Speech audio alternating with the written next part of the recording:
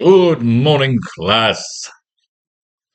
We are so close to being done with our AracKnight graphic novel, which is already in production. As a matter of fact, I was supposed to pull up the let's pull up the let's pull up the Facebook real quick. Cheer it up, sleepy Jean. Oh, what can it mean to a daydream believer? All right, check it out. We got some pages already in production from chapter 1. Where Uncle Ben's laying out some Chinese food. They're looking at all the specimens. And all of a sudden, the one black widow seems to have built its own cocoon. And it bites young Peter. Then, of course, we have Peter. And this is the chameleon. Oh, yeah. Peter with his parents, Christmas time. We have the chameleon. This is basically Peter's parents about to be killed in front of him, a la Batman. I believe we've showed this shot already. Oh, yeah, all the specimens. So the idea, he lays the page out first. You see how we're bringing it to life. This is from chapter 1, the ice skating. It's so wonderful. If you're watching the YouTube videos, you see how he wrote this script down, going through the Spider-Man comic books, crafting the scene. And now it's coming to life, man. It's one of the greatest things in the world. We're making a Spider-Man fucking comic book, man. Oh, we need that shit. So there you go. Progress report. All right. We've got to finish this graphic novel. We've got 4 pages to go in regulation. And should we finish within the 24, we can add a little epilogue at the end. Our ultimate goal is 100 pages, but we're looking to get it in these 4 pages. Let's get to the last 2 where we left off, Spider-Man and Dr. O battling. We have to get to the cops battling outside on the gravity boots alongside with the minions. We got to get to that shootout. We got 4 pages to get some action, wrap this fucking story up with the hope that we end up having to go longer for a 100-page story instead of a 96-page story, thereby making our season finale much bigger and wonderful. All right, let's reread 19 and 20, and let's do some fucking mining. We are literally only 3 issues away from the end of Stan Lee's run. We might finish it today with these 2 pages. We might blow into next class. What I think I'm going to do is, because Jerry Conway takes over, they have Stan Lee credited on a few stories, but this is Stan Lee's last story, and then, again, it's Jerry Conway's run. And Conway is also the writer on Marvel Team Up. So if this thing works out, we start doing a sequel, we're going to be using 2 sources. We're going to be using Jerry Conway's run, and we're going to be using Marvel Team Up. And it'll be fun. It'll be a team up. Let's get this fucking one done. That's the problem. You're always looking ahead. We're always looking fucking ahead. As we see the walls and windows of the hangar burst open from the impact of the car copter crash, we see Dr. O's minions begin to stick onto the wall, with their gravity boots activated in order to load their weapons as they scale down the darkened building in order to engage the cops. Scaling downward, we see the ground of the Baxter, where we see the arriving police loading up their weapons as they begin to scale up the side of the darkened building, using their gravity boots to set up a shootout with the minions. Now, we screwed up because I didn't put any dialogue in here. Seeing the minions scaling down the building, Commissioner Stacy then tries to get them to surrender from the base of his dirigible gliding next to the Baxter. In the name of the law of Empire City, you gentlemen are under arrest. Please discard your weapons and remain in position till my men arrive. We promise to hear your plight, even provide sanctuary if you are hostages of the Doctor. I didn't put dialogue. I screwed up last class. Let's get it in. We're not going to force it in. We're just going to get some good shit in here real quick. Ooh, I screwed up. That's an incomplete class. I am penalized. We need to fill in 2 lines of dialogue here. 2 panels of dialogue here. Hangars burst over, impact the car copter crash. Minions going to stick there onto the walls.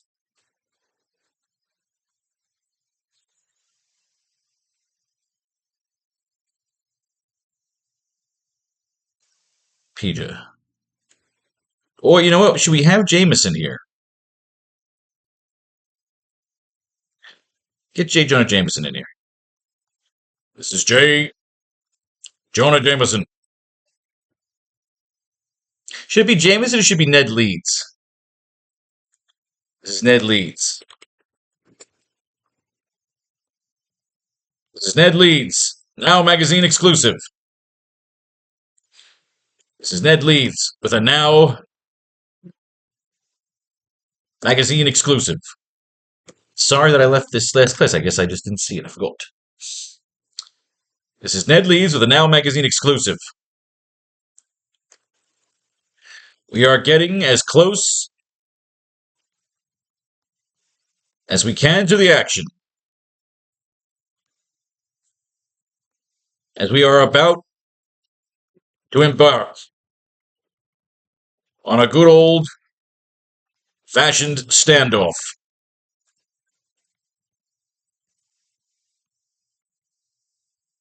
between the forces.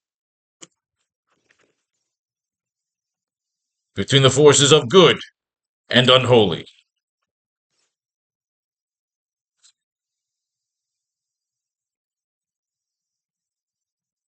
Our brave police force, mounted, mounted and hurried. This is Ned Leeds with a Now Magazine exclusive. We are getting as close as we can to the action, as we are about to embark on a good old-fashioned standoff between the forces of good and unholy. Our brave police, mounted and hurried, are now in hot pursuit of Dr. O, of the nefarious Dr. O,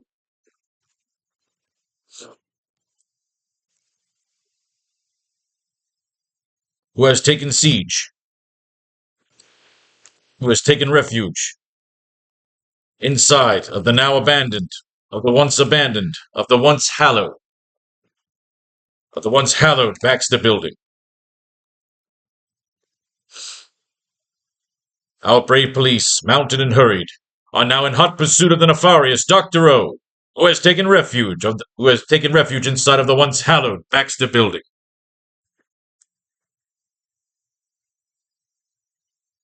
All right, so we just need one more line here.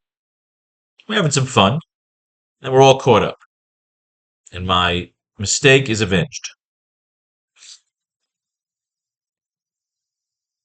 So it's not JJJ, it's Ned Leeds.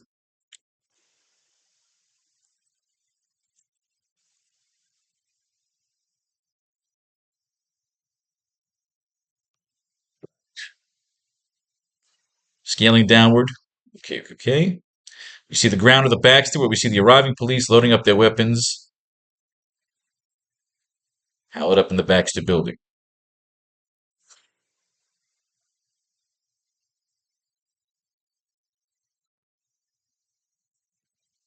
Standing in their way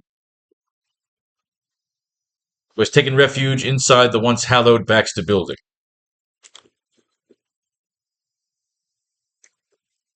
Having sold off the building, having sold off the Baxter to Oscorp, one can only imagine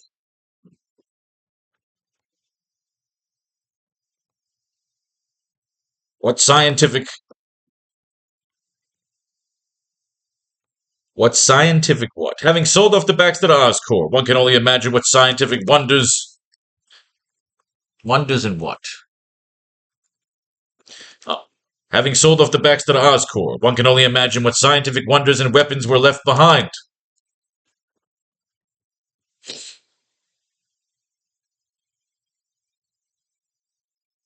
Shit. Should we start with the cops and then move it up to... We see the minions begin to stick onto the wall with their gravity boots activated in order to load their weapons. Yeah, let's switch these. Because the lines make sense for this art. It doesn't matter. You can have those fucking walls bursting open if the fucking Spider-Man and the cops are scaling. Alright. Now I feel like I'm correcting a mistake here. Alright.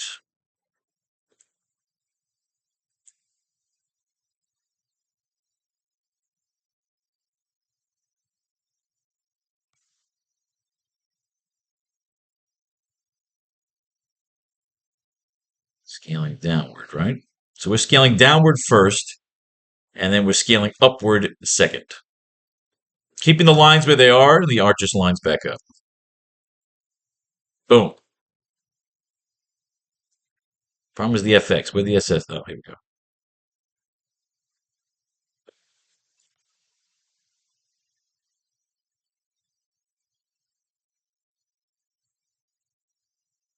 Bang! Here we go. Having sold off the Baxter Oscorp, one can only imagine what scientific wonders were left behind.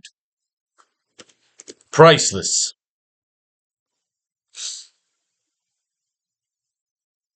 Priceless what? Priceless. Priceless masterpieces. Not masterpiece, that's cheesy.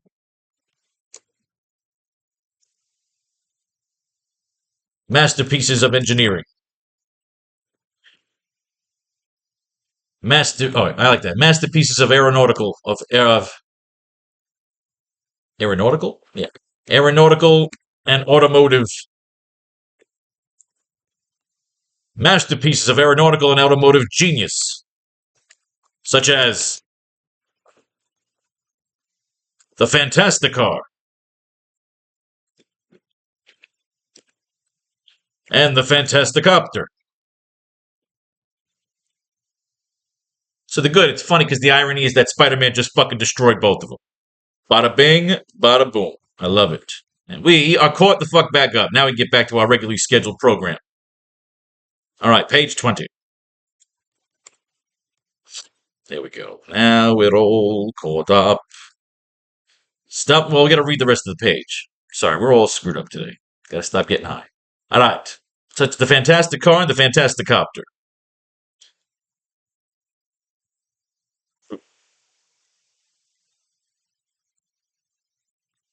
There we go. Seeing the minions scaling down the building, Commissioner Stacy then tries to get them to surrender. Okay, in the name of Empire City, we got up to that. The minions open fire on the dirigible. Eat lead, eat laser, copper. We see the dirigible evade the lasers and deploy shields to block to disrupt the laser blast. S effects of the shield deployment and lasers bouncing off and shooting by and around the dirigible. Nice flying, Wolf. Keep drawing their fire. Keep drawing their fire to the men are in position. Cutting back into the destroyed hangar, we see the absolute mess of debris from the Fantasticar and Fantasticopter. We see Spider-Man's head and arm emerge from the wreckage, obviously rattled from the crash. What I forgot to rate right here, we see Spider-Man back in costume. Back in his signature costume. See? Simple change.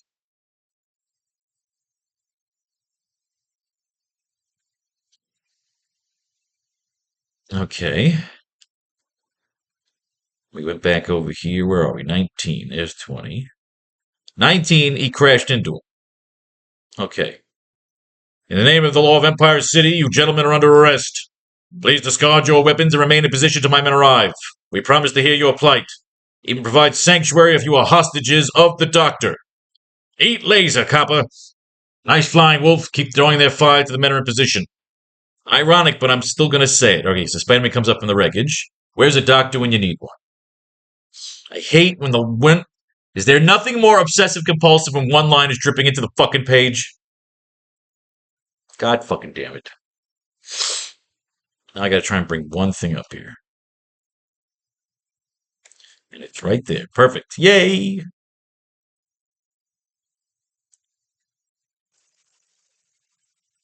It's just an OC fucking D thing. Ugh. Good. Now we're there. Stumbling to his feet, Spider-Man assesses the wreckage while looking for Dr. O. As if on cue, we hear some shuffling as it appears the Doctor is about to emerge from the wreckage. As effects of the shuffling. Thankfully, the previous owner of the building wasn't currently on the planet, and the current owner of the building was in hiding. Or dead. Because they would both probably sue me into oblivion. As Spider-Man is about to walk off victorious, we see Dr. O emerging from a pile of debris. He looks like a cross between Terminator and Darth Vader, as some of his skin is burned or even melted off, giving a partial complexion of cybernetic circuitry underneath his face and skull. He has also fastened onto his face a large gas mask, making him look like a cross between Darth Vader and the Terminator. S effects of the Doctor emerging from the wreckage in a more menacing form. S effects of the Doctor's Darth Vader-like breathing. Ah, shit. Don't tell me. Another goddamn robot. Close up on Dr. O in his more menacing form as his tentacles shake into position while rising out of the wreckage to go after Spider-Man. We see the chair is destroyed and his missing lower half is revealed with more many flailing tentacles of more cybernetic circuitry that makes him look more like Darth Maul in the Clone Wars, a true octopus-like man. With the dialogue change around the font to reflect the gas mask more Darth Vader tone of voice, mixed with the heavy breathing. Sorry to disappoint you, Spider-Man. But you will be dealing with me. Personally. Or rather, what is left of me. Dr. O then pounces upon Spider-Man, his tentacles acting as scrapes and anchors, taking everything in their path to crush Spider-Man into the floor. If I am destined for hell, I will not face Mephisto alone. So we throw a little Mephisto Easter egg in there. Cutting out once again for a fun perspective shot, we show the Baxter Building grid once again to simulate and show Spider-Man and Dr. O smashing mini-model style through the Baxter Building's iconic floors. They crash through the vehicle maintenance shop. They crash through the conference room. They crash through the giant map room. They crash through the chemistry lab. And finally finish crashing into the recreation room.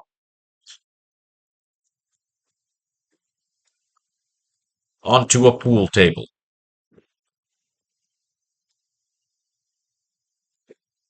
SFX of all the crashing.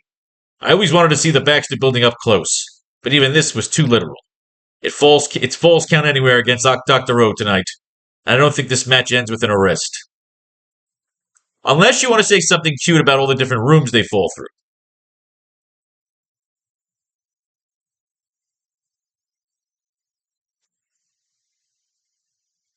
But even this was too literal.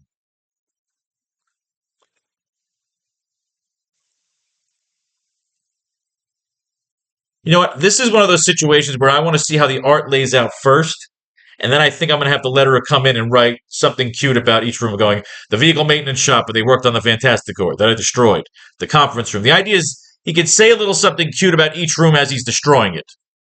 It's your prerogative. Again, this is one of those situations where I love to do is once you get the art and you see there's a little too much space, or you feel you could fit more story in there, then that's what you do.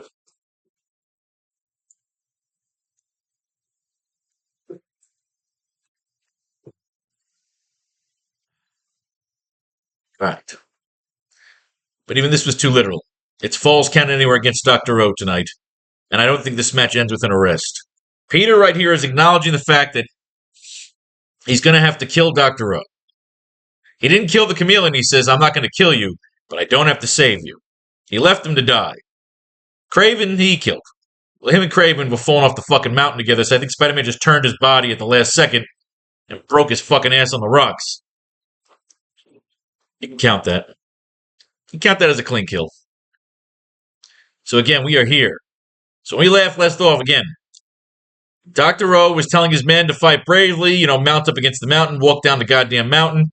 Meanwhile, he was trying to escape. He was going to basically cower out on his men, take the Fantasticopter and escape. Spider-Man jumps in the Fantasticor and drives it right through the fucking wall, smashes both, breaks Dr. O's bubble shell and thinks, okay, that's it. Dr. O, of course, comes out now. He's more cybernetic. We're showing that the fucking radiation just ate his body whole. And all he is just kind of a floating brain. Spider-Man can even say that right now in this dialogue we're about to do together. So again, he then tackles him. They go through the vehicle maintenance shop. They go through the conference room. They go through the chemistry lab. And they crash finally in the recreation room. Right on top of a pool table. So they crash on a pool table. This is where we're leaving off here. We're picking up page 21. Our goal today is a class 21 and 22, 12 panels at least, or around, and 12 panels of dialogue. Let's do it, kids. We got comic books to mine. What I think I'm going to do, what I said I was going to do here, if it doesn't work out, we'll go right back to the system, is after we finish Stanley's run, which is 3 issues from now, we're going to go do the annuals. We can get caught up on the annuals in terms of the years. Some of the annuals are reprints, but some of the annuals are also some good self-contained stories that delve into Peter's past and play around with Peter's world, which I think will help us out for the writing the ending and the epilogue. It's just how it all times out.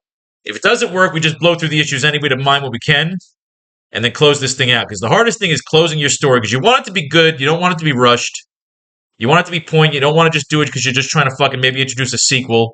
You want to cap the story right.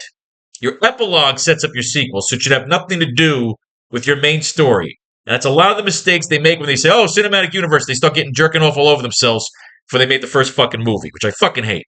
Such a turnoff. DC fucked up. The new Superman's a good movie.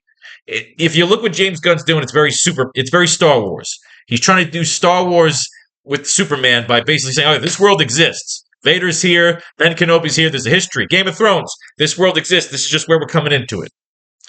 I really dug the Superman movie. Let's see if it works out. Well, we're rewriting Marvel here. So they crashed into the recreation room. We can get some brawling here. They can brawl somewhere else a little bit. I like them crashing here.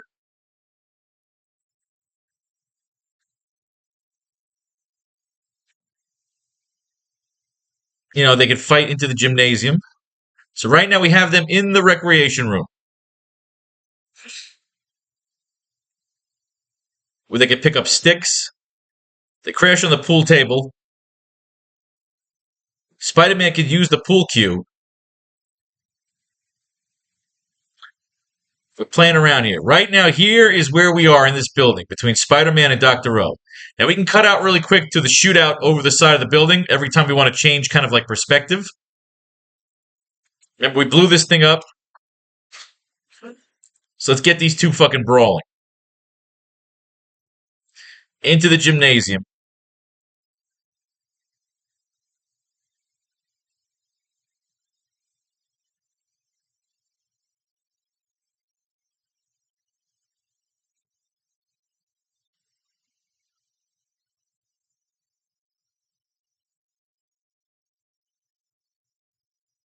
So where are we going here? Okay, so I don't think this match ends with an arrest. Okay, let's switch to the shootout so that we come back to Peter and Dr. Octopus fighting.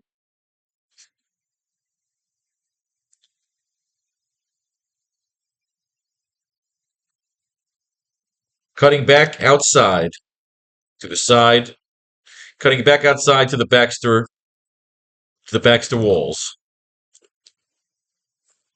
We see the cops engaged in battle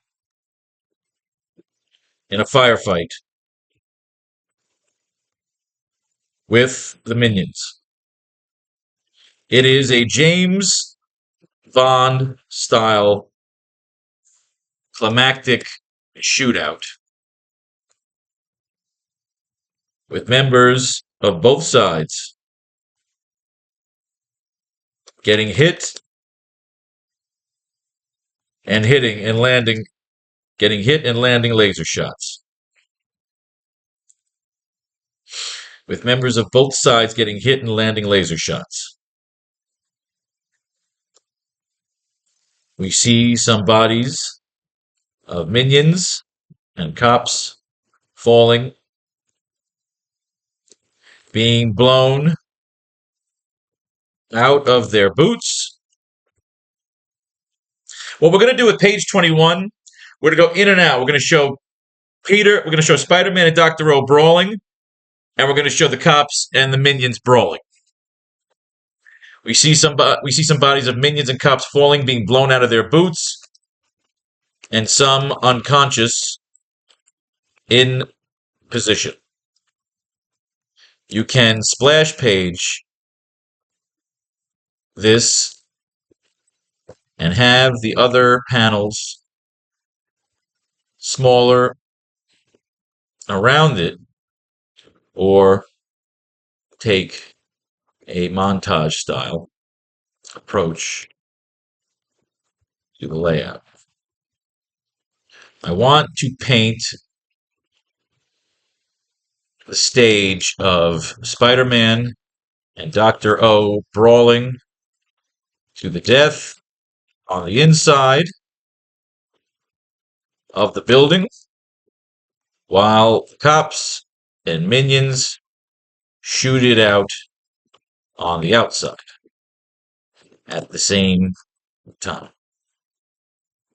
While Ned Leeds narrates from a drone ship from a drone dirigible. From a drone pod. There we go. I like that. Cutting back outside to the back of the wall, we see the cops engaged in a firefight with the minions. It is a James Bond-style climactic shootout, with members of both sides getting hit and landing laser shots. We see some bodies of minions and cops falling, being blown out of their boots, and some unconscious in position.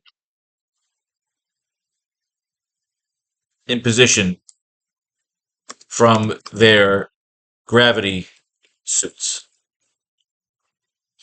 You can splash page this and have the other panels smaller around it, or take a montage-style approach to the layout. I want to paint the stage of Spider-Man and Dr. Robe rolling to the death on the inside of the building while the cops and minions shoot it out on the outside at the same time, while Ned Leeds narrates from a drone pod.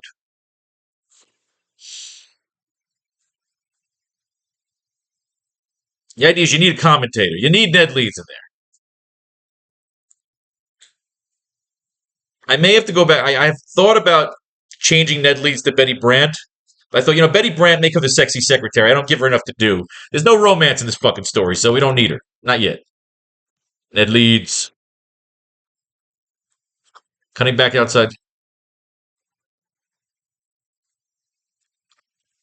Chaos reigns upon Empire City tonight. Chaos reigns upon Empire City tonight. We have no recon on this army of purple-clad demons.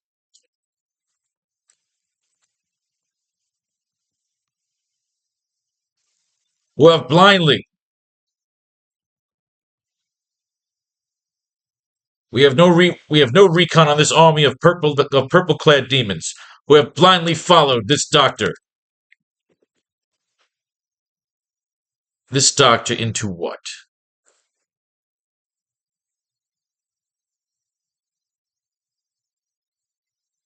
We have blindly followed this doctor into the clutches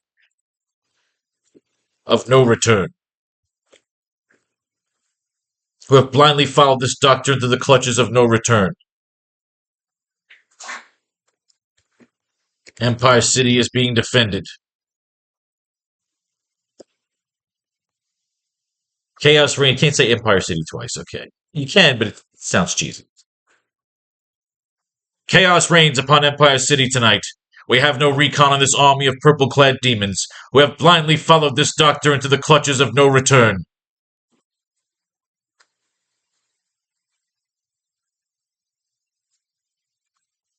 They are armed and in abundance.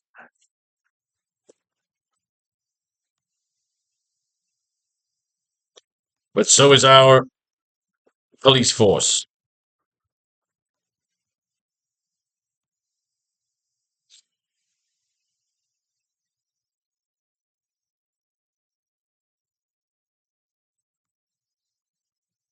The brave men of blue who defend. The brave men of blue who take back this tower tonight. Yeah, some good words in there for the cops. The brave men of blue who take back this tower tonight.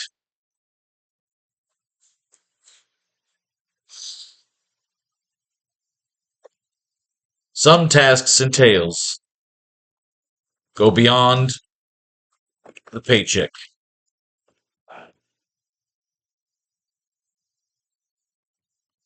They say Empire City abandoned the country. They say Empire City abandoned the country. They say Empire City abandoned the country. Even profited off the scales of civil war. Tonight, those receipts have come for us. Tonight, those receipts have come for us.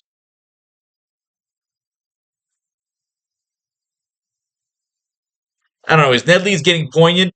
Is that what we want here? I mean, he is. He has to say something nice. He's a reporter. You can't just say, soldiers climbing up the mountain here. You got to say something cool, but it can't be too cheesy. It can't be woke, of course. We hate the woke shit. Chaos reigns upon Empire City tonight. We have no recon on this army of purple-clad demons who have blindly followed this doctor into the clutches of no return. They are armed and in abundance, but so is our police force. The brave men of blue who take back this tower tonight. Some tasks and tales go beyond the paycheck. They say Empire City abandoned the country, even profited off the scales of civil war. Tonight those receipts have come for us.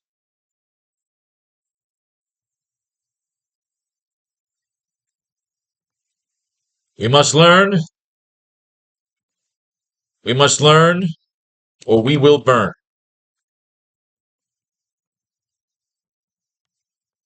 It's fun. You can have a little fun with Ned Leeds. Tonight those receipts have come for us. We must learn, or we will burn. And it's kind of cool because there's a lead up because, Ned Leeds becomes the fucking Hobgoblin.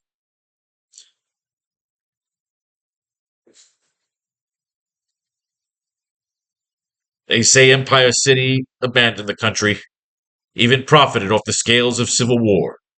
Tonight those receipts have come for us. We must learn, or we will burn.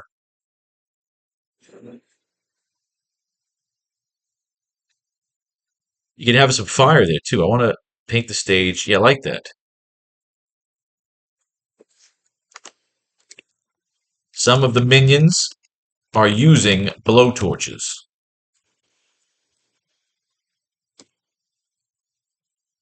trying to burn the cops in their suits. I like that. You need some cops to get fucked up here. You need some minions to get fucked up here. I want James Bond here. Like, it depends on what you want when you're writing this fucking ending. I'm not writing PG. This is a fucking shootout. It's like fucking Tom Hardy in that fucking movie. A shootout is a more proper shootout. Like a Western. We must learn or we will burn. So I like that. You put that there and you have literally one of the fucking minions is burning a fucking cop. So I like that. I like that. Let's move our notes. Remember, this is all epilogue notes.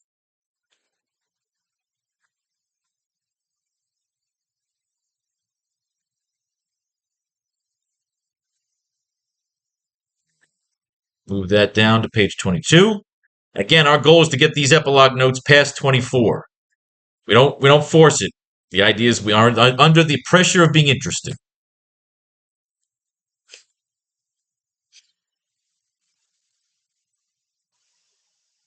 We cut to Spider-Man and Dr. O fighting into the gymnasium.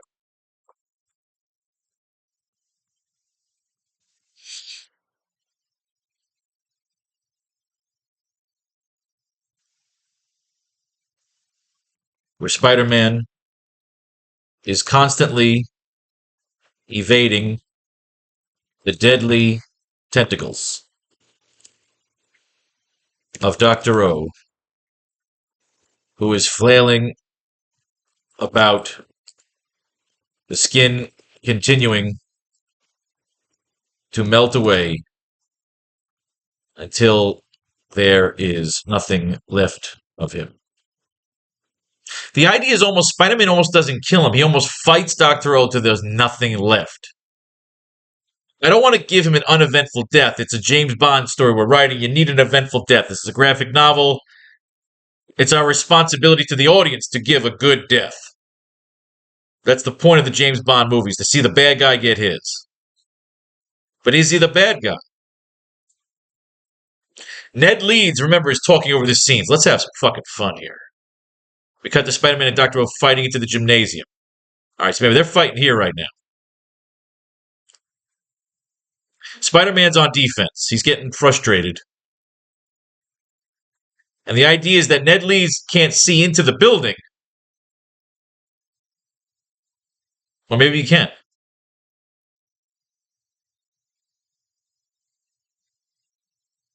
We cut to Spider-Man and Dr. O fighting into the gymnasium, when Spider-Man is constantly evading the deadly tentacles of Dr. O, who is flailing about.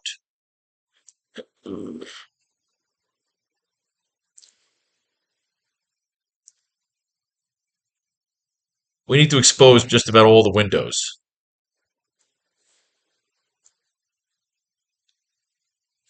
We cut to Spider-Man and Dr. O fighting into the gymnasium, where Spider-Man is constantly evading the deadly tentacles of Dr. O, who is flailing about, the skin continuing to melt away until there is nothing left of him.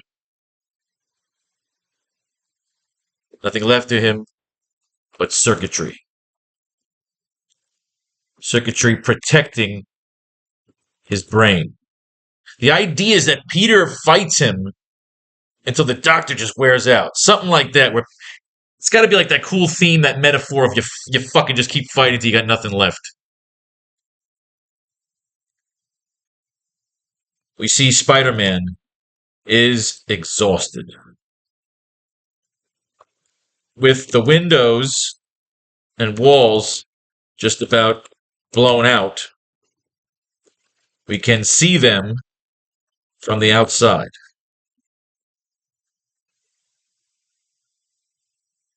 Yes, no, we're doing that?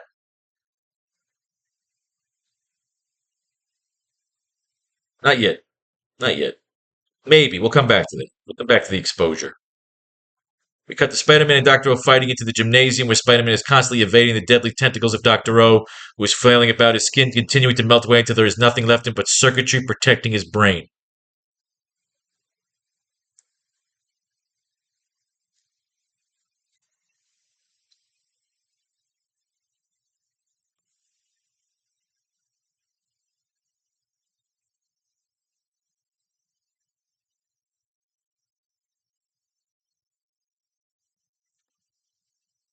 So Ned leads Spider-Man. We see Spider-Man is exhausted. Ned leads, continues to narrate over the scene.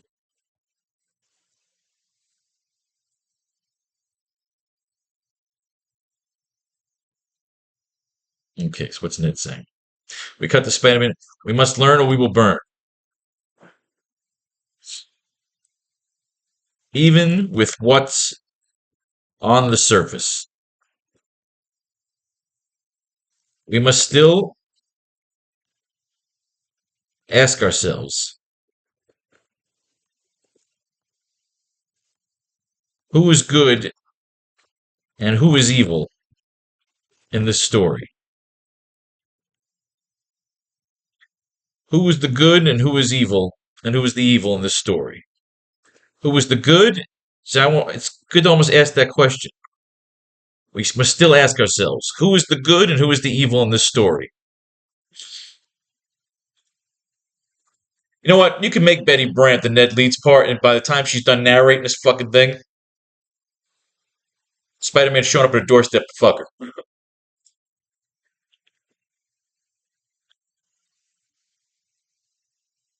I almost like the dynamic of a Betty Brant fucking Spider-Man romance, Peter Parker romance. Clark Kent, Lois Lane. We may change Ned Leeds to fucking Betty Brant. I think we may end up fucking doing that. The reporter shit, this doesn't come until chapter 2, so by the time we're done with chapter 1, I may change Ned Leeds to Betty Brant. We have to just go back and do all that. We must still ask ourselves, who is the good and who is the evil in this story?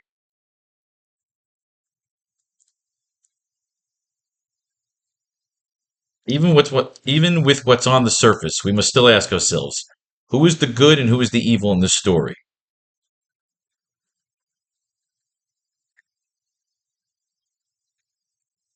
Us, the citizens of Empire City, who inherited this metropolis of wealth and innovation.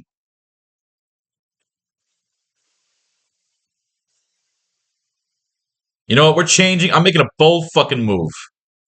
I'm making a bold move as we're coming to the end of this story. I'm going to fucking Betty Brant, Peter Parker, this fucking romance. We didn't do something cheesy where Betty Brant's in a fucking helicopter and like the bad guy gets thrown into the fucking helicopter. Although we're not done yet. We may end up doing that. The helicopter gets too close. The Doctor leaps for the helicopter. Spider-Man Spider-Man can fucking, oh my God, I'm fucking going crazy right now. I'm having fun. My brain's going off. The walls blow out.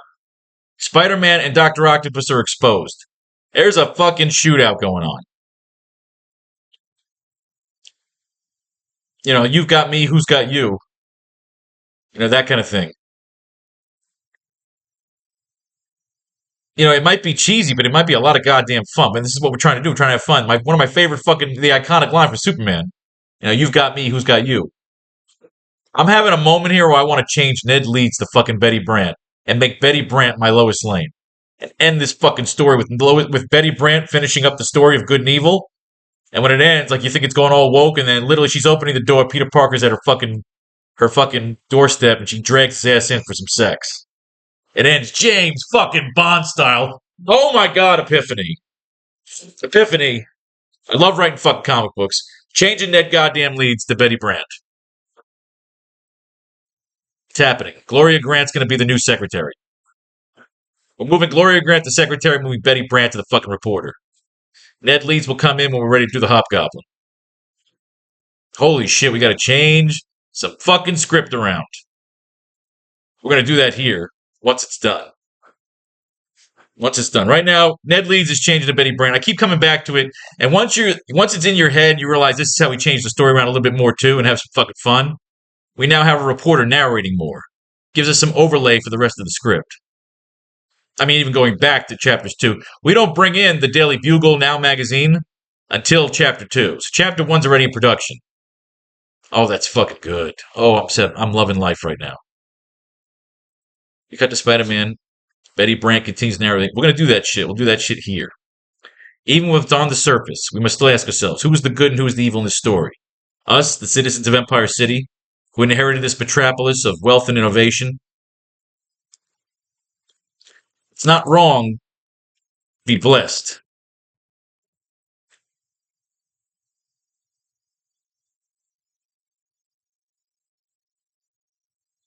It's not wrong to be blessed. It's wonderful. It's not wrong to be blessed. It's wonderful.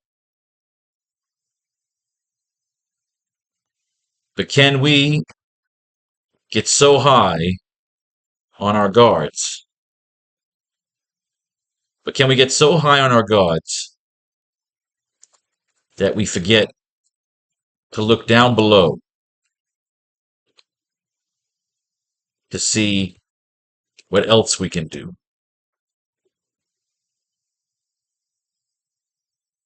We must still ask ourselves, who is the good and who is the evil in this story?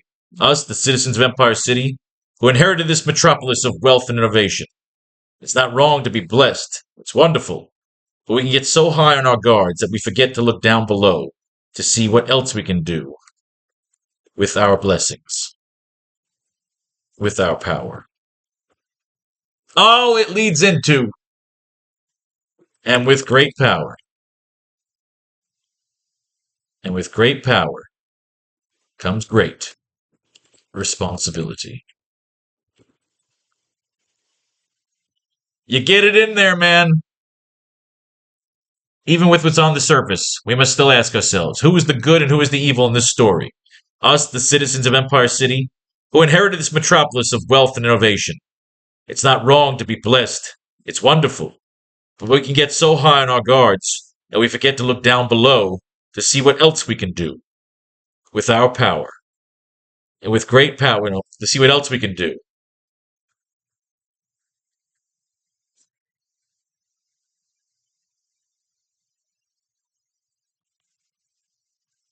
To be blessed, privilege doesn't have to be a negative word. Privilege doesn't have to be a negative word. It can be powerful. It can be a powerful weapon.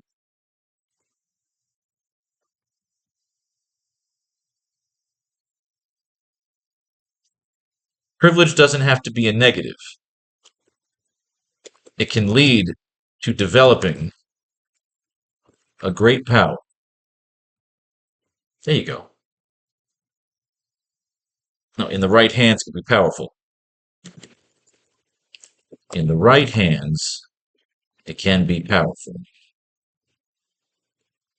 And with great power comes great responsibility. You just gotta hammer that fucking home whenever you can, and it's fun. Even with what's on the surface, we must still ask ourselves, who is the good and who is the evil in this story? Us, the citizens of Empire City, who inherited this metropolis of wealth and innovation. It's not wrong to be blessed. It's wonderful. But we can get so high in our guards, but can we get so high in our guards that we forget to look down below to see what else we can do? Privilege doesn't have to be a negative word. It doesn't have to be a negative thing. Privilege doesn't have to be a negative word. In the right hands, it can be powerful. And with great power comes great responsibility. We are changing Ned Leeds to Betty Brant.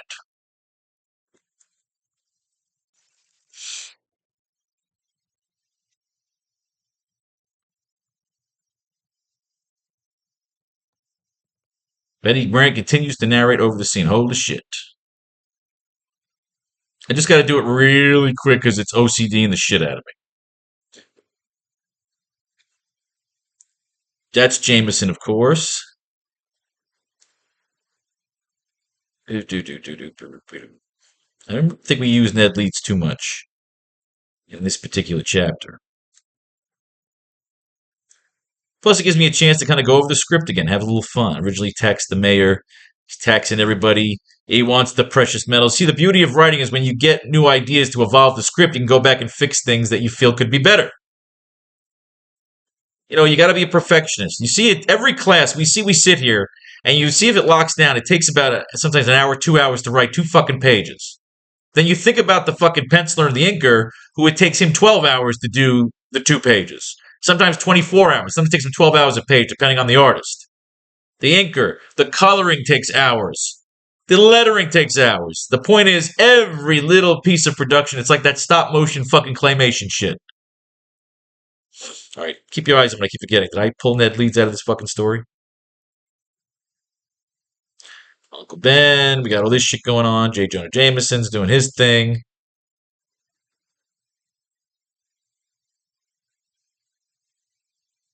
Uncle Ben, because at one point he calls and he says Miss Brandt.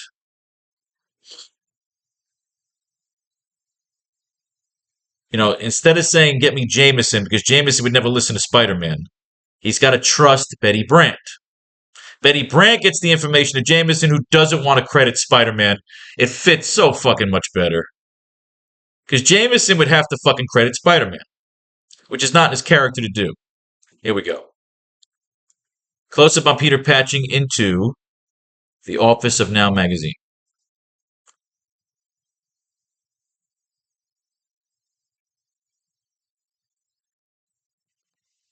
Get me Betty Brant.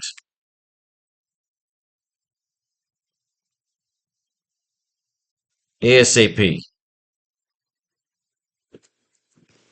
Bang. Dr. O. Okay, J. Jonah Jameson. See, the help of an anonymous source. See, he won't credit Spider-Man because he hates him. But Betty Brant doesn't matter right now because it's all about getting the story out there. Peter doesn't want credit for the story because he's being selfless. TK421. Dr. O, I've learned plenty. Dr. O, you're a fool. Minions. Dr. O.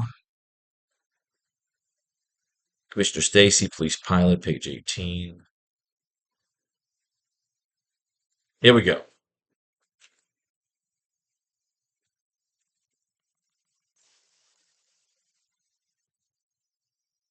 This is Betty Brant. There we go.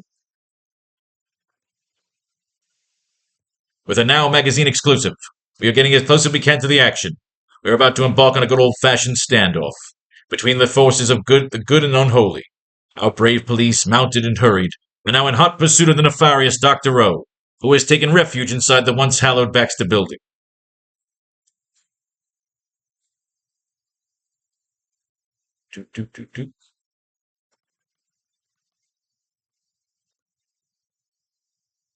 Having sold the Baxter to Oscorp, see, Betty Brant's the hot. She's the bitch. She's hot as fuck. Minion, eat lead copper. See, what happened was going back and having to narrate those two scenes there made me realize how much I wanted to change Ned fucking Leeds to Betty Brant. I want the Superman Batman comparisons. I want that to be what influences this Spider-Man reboot.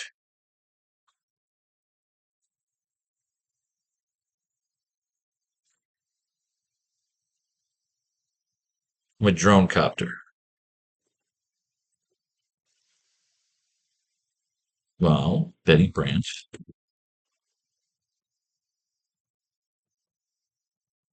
Betty Brant narrates from a drone copter. Perfection. So we just have to change two scenes. We have to change a scene in chapter 3, which hasn't printed yet, where instead of it's chapter 2. It's either chapter 2 or chapter 3 where Ned goes with Peter to tour Oscorp. Instead we're going to unless, fuck it, Ned, no, it would be Betty Brant. She would be annoying to him. We cut to Spider-Man and Doctor fighting the gymnasium. Betty Brant continues to narrate over the scene. Even with what's on the surface, we must still ask ourselves, who is the good and who is the evil in this story? Us, the citizens of Empire City, who inherited this metropolis of wealth and innovation. It's not wrong to be blessed. It's wonderful. We can get so high on our guard, but can we get so high on our guards that we forget to look down below to see what else we can do? Privilege doesn't have to be a negative word. In the right hands, it can be powerful, and with great power comes great responsibility. Fucking hate bugs. Comes great responsibility.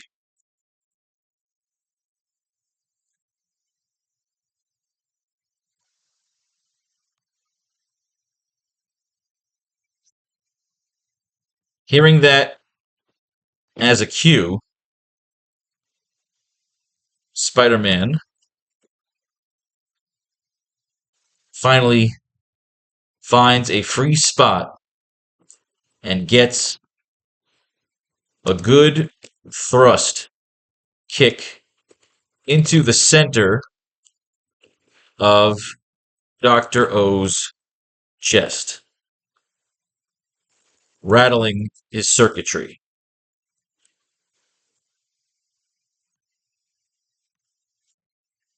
Spider-Man tries to plead with the Doctor. That could be kind of cool. Spider-Man could defeat him, and like Dr. Octopus's body could be taken away, and you think it's going to like a scientific thing or a fucking vault or some crazy shit. Because now my head's evolving a little bit. We're thinking like, instead of him killing the Doctor, maybe the Doctor does die. Spider-Man could plead with him and just fight him down to the fucking until he's done. And then we could revive the dead body. Something crazy could happen. We could show, oh my god, I'm going crazy right now. We could show fucking Norman Osborn is alive and has kind of overtaken the lair. Like Norman Osborn could have retaken the underground lair, stolen the lair from Dr. O, and he basically has the body of Dr. O. Holy shit. Oh, I love a good sativa. Norman Osborn could not only be alive at the end of the story and even have the encounter with Peter or even have saved the chameleon. Nah, I like the chameleon dead. Peter should get revenge for the guy he killed. That's early on. And even have an encounter with Peter. No, he doesn't have an encounter with Peter. Norman Osborn can only be alive at the end of the story. He could have retaken Dr. O's underwater lair and has the body of Dr. O there with him, ready to be experimented on, as well as he has captured the lizard. We can show him being crazy and injecting himself with a serum made from a sample of Peter's blood. That'd be a fucking great ending. Norman Osborn takes over the lair, takes the dead body,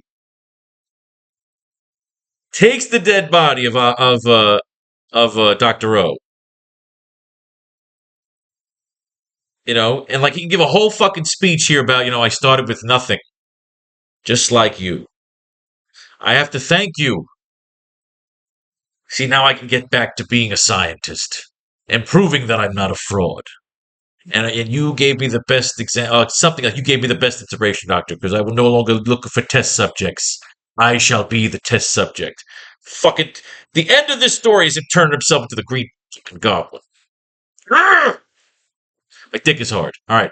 Hearing that is cue. Spider-Man finally finds a free spot and gets a good thrust kick into the center of Dr. O's chest, rattling his circuitry. Spider-Man tries to plead with the Doctor, who is seemingly breaking down, a la Darth Vader, in Return of the Jedi.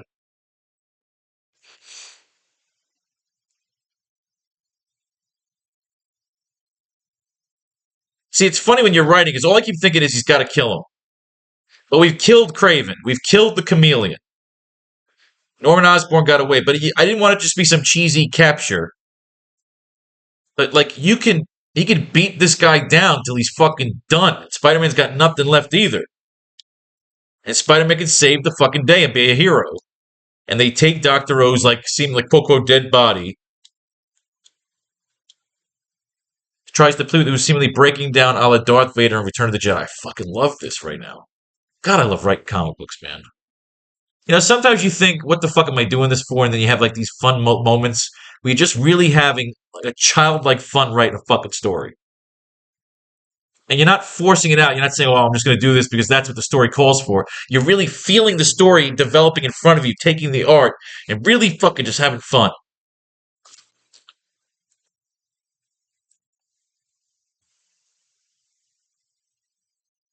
SFX, 1 second. SFX of the kick and rattling circuitry.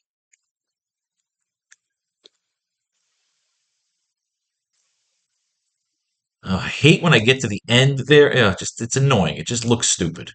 When you have the name but not the fucking dialogue. Whatever. It almost seems like it happens all the fucking time. It's an OCD thing. Just work with me.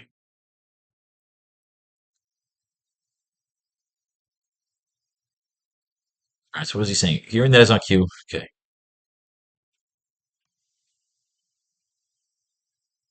Doctor. Both going to kill each other.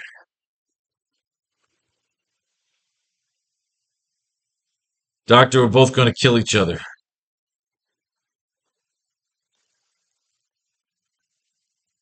Whatever is going on inside you. The same science.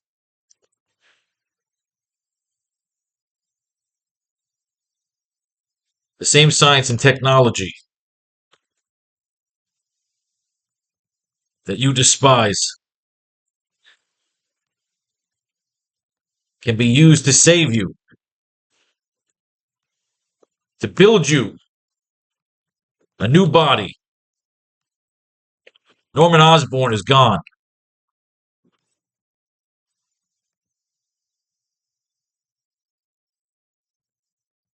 Surrender, Doctor.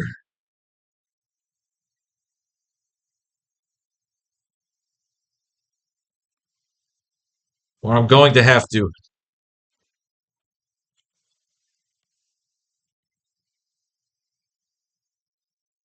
Or I'm going to have to.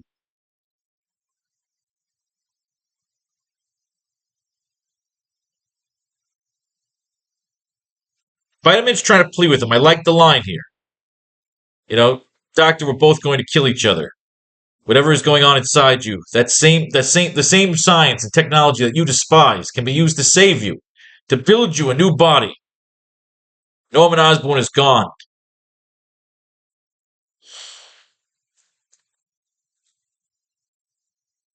Your body is gone.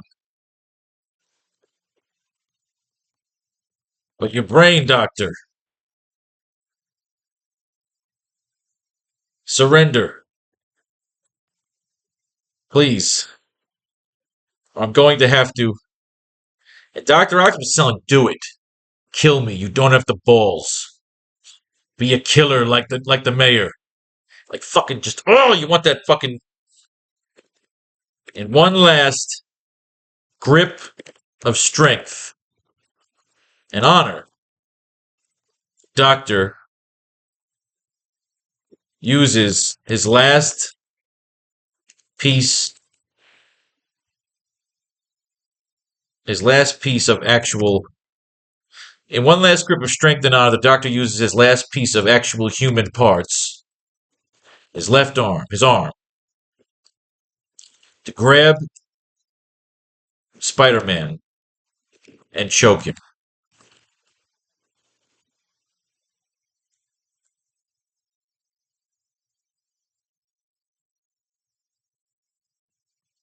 Spider-Man is exhausted and weak and can't break the choke. Maybe I'm thinking right here is the Commissioner could save Spider-Man. So we have to blow the walls out. We have to go back here. We got to blow the walls out. And one last grip of strength and honor. The Doctor uses his last piece of actual human parts, his arm, to grab Spider-Man and choke him. Spider-Man is exhausted and weak and can't break the choke. Can't break the chokehold.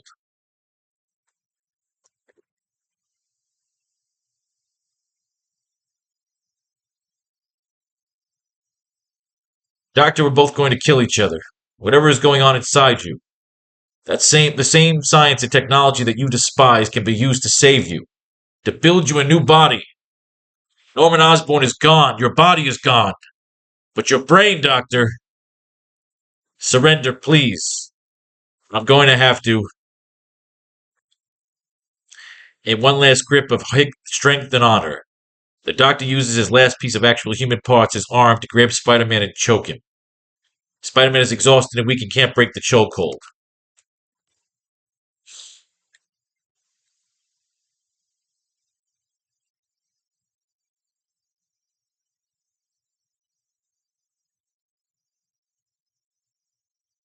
Doot, doot, doot, doot. Dr. O. Or I'm going to have to. What? Kill me? I've been dead since they buried me.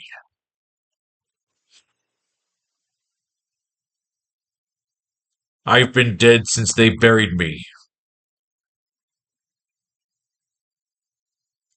I've been dead since they buried me in the catacombs.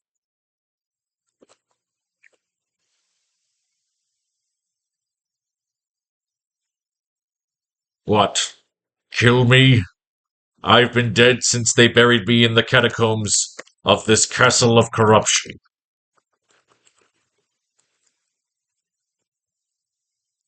What? Kill me? I've been dead since they buried me in the catacombs of this castle of corruption. So do it, boy. Do it. I am weak and unarmed. You have broken me.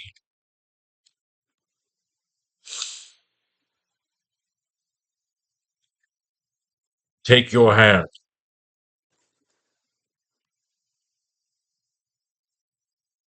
Rip out the circuits I once called a heart.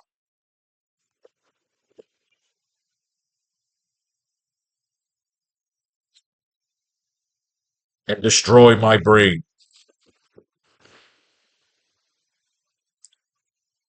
What? Kill me? I've been dead since they buried me in the catacombs of this castle of corruption. So do it, boy. Do it. I am weak and unarmed. You have broken me. Take your hand. Rip out the circuits I once called a heart, and destroy my brain. For I am through.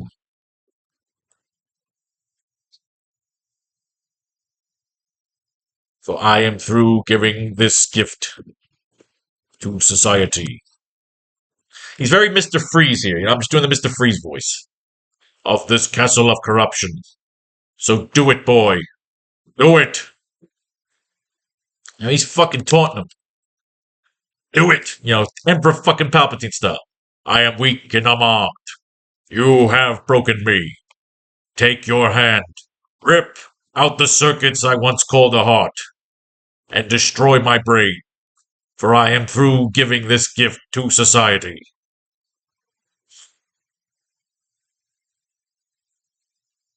I'm having a lot of fun here. And I hope if you like writing comics, you are too. Page 21 is a fun page. I was swimming this morning. You think about these stories. You think, God damn it, how do I fucking close this out and make it really count? And you sit down and you start fucking looking at the pages and shit inspiration strikes. I've been dead since they buried me in the catacombs of this castle of corruption. Do it, boy, do it! I am weak and unarmed. You have broken me. Take your... Rip out the circuits I once called a heart, and destroy my brain, for I am through giving this gift to society.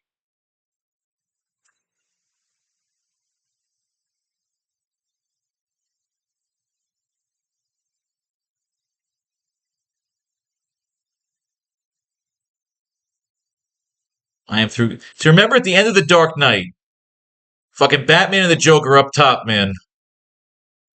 They're up top doing their fucking thing.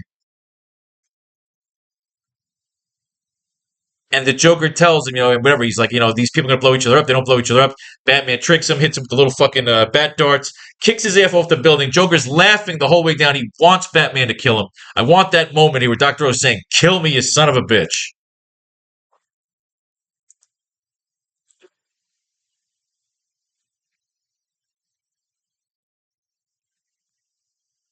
All right, I am through giving this gift to society. All right, well, here we go. All right. Close up. Horrific close up as Dr. O brings in Spider-Man close. And we can almost see as his cybernetic tongue. We need the walls blown out. Give me a sec. I gotta blow the walls out.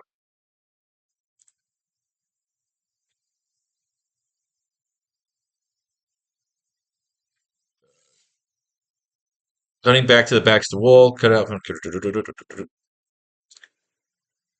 Hang on.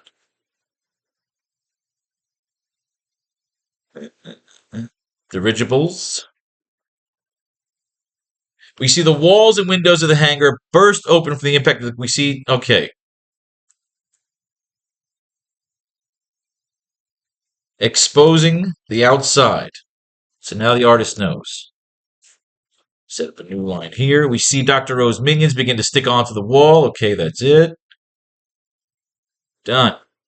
Dirigible. Let's get the Spider-Man stumbling to his feet while looking for Dr. O and watching the oncoming firefight outside from the exposed walls from the explosion, from the crash.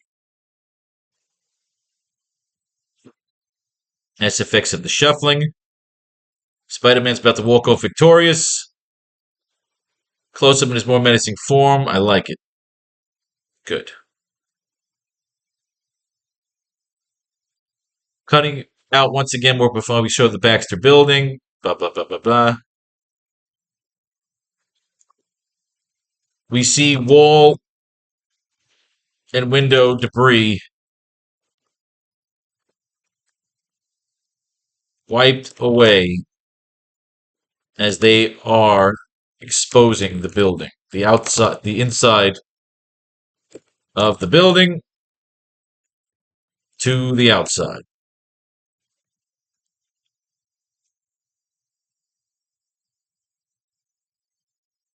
Page 21. Let's put 21 on a new page.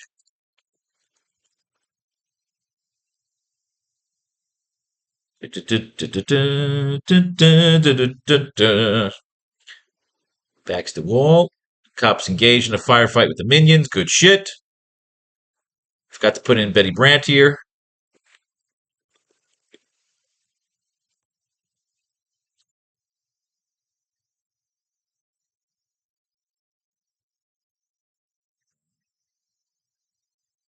I am weak and unarmed.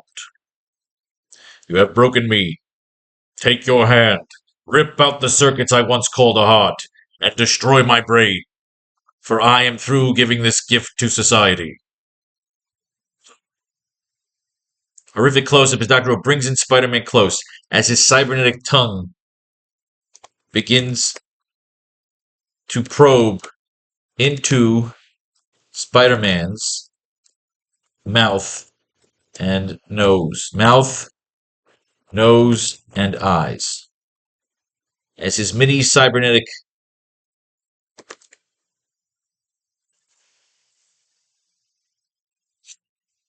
probe into Spider-Man's mouth, nose, and eyes. No, probe into Spider-Man's mouth. We'll spread it out in a second. As his mini is his cybernetic tongue.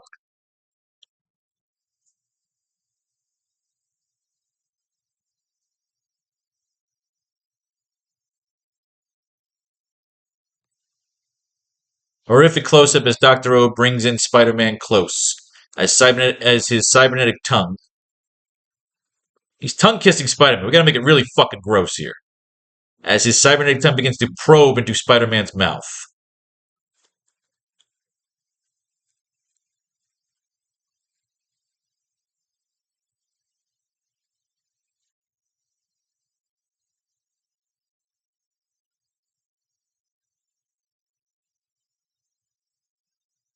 Dr. O. Miss Lane. Horrific close-up as Dr. O brings in Spider-Man close, as his cybernetic tongue begins to probe into Spider-Man's mouth. There is no technology. My brain is the only thing that lives.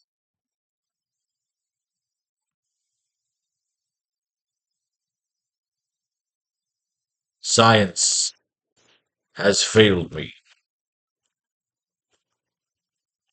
The science of this planet has failed me. I was determined to use this tower to enter the unknown.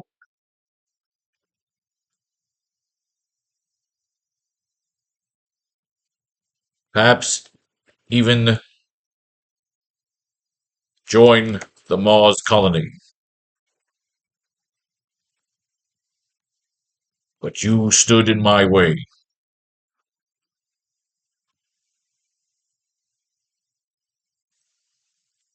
So perhaps I will take you up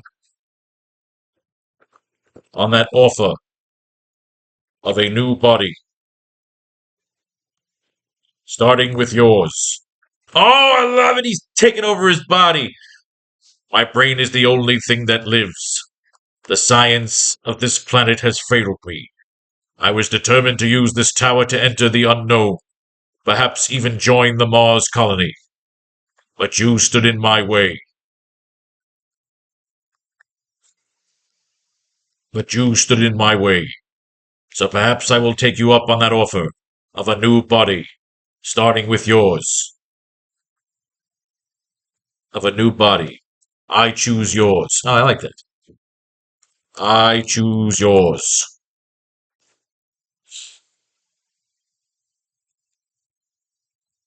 Horror movie like close up shows the cybernetic tongue has now morphed like a mini nano octopus, which probes into which probes through Spider-Man's. Oh, I have to rip a hole in his mask.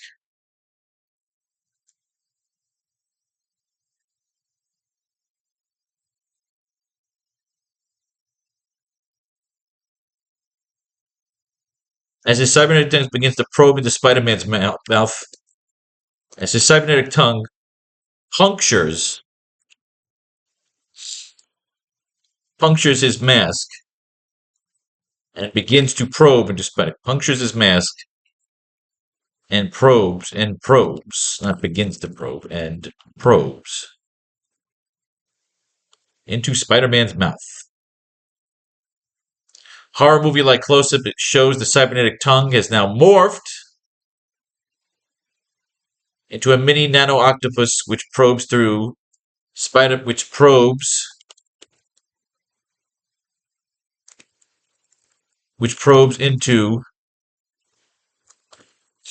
Spider-Man's nose, eyes, and what? Nose and eyes. Spider-Man's nose and eyes.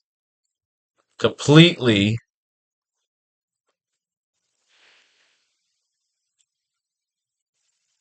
almost completely tearing through his mask and revealing his face.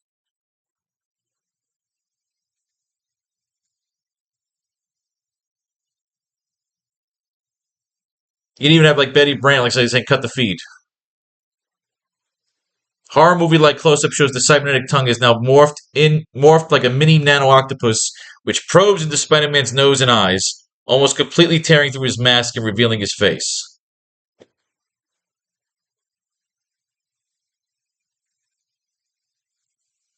It looks hopeless for Spider-Man.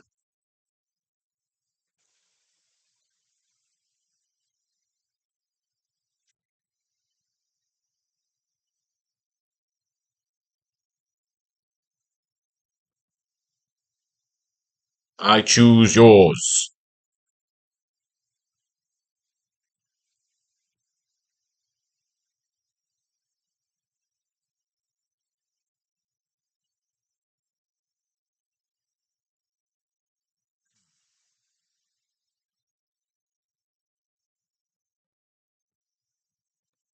I've been scouring.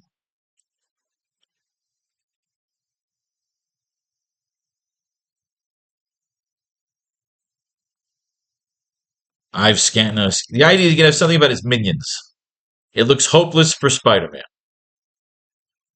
Horror movie like close-up shows the cybernetic tongue has now morphed in like a mini nano octopus, which probes into Spider-Man's nose and eyes, as well as his mouth, as well as deeper down his throat, almost completely tearing through the mask and revealing his face.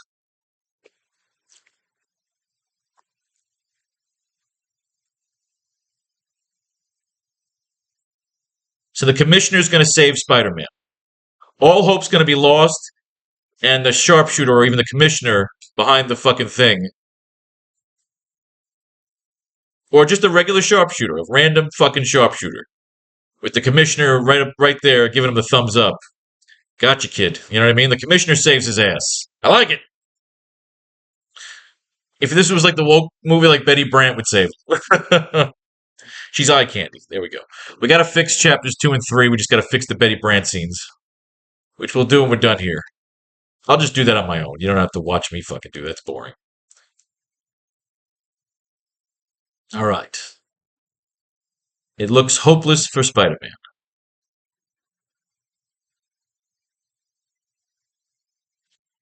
It looks hopeless for Spider-Man. What's the doctor saying? Of a new body, I choose yours. You should be honored. You should be honored, Peter. I have scanned and scoured through the minds of all of my minions, and I knew none of them had the wherewithal, had the physical or psychological.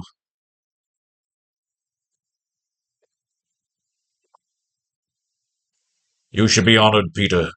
I have scanned and scoured through the minds of all of my minions, and I knew none of them had the physical or psychological stamina to handle such a transfer.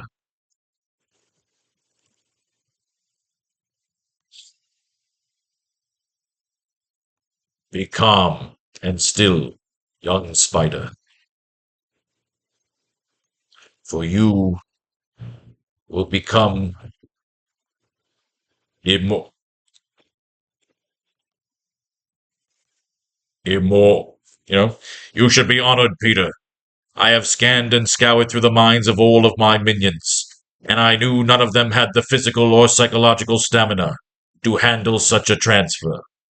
Be calm and still, young spider, for you will become immortal.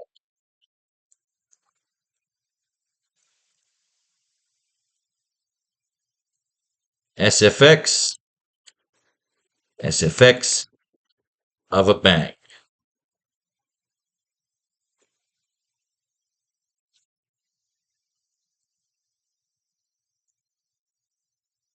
And that is page 21. We rarely change this around. We changed it from Spider-Man getting that James Bond death revenge on him to a fucking sniper's going to take out fucking Dr. O just as he's about to kill Spider-Man. Which leads us to the idea that he needs help. It gives the cops some value in the story as well. It gives Commissioner some value. It shows that it's a team, that he can't do it alone. He doesn't have to do it alone. He didn't do it alone, and the cops are the ones who saved his life, and they saved the city.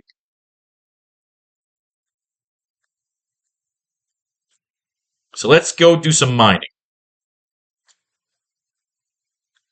Brought to you by the new Faro's Lounge Kickstarter. I'm out of water. Son of a biche. All right. Going to get a protein shake, and then we're going to do some mining. You look at this for a second. I'm going to get a shake. I'll be back.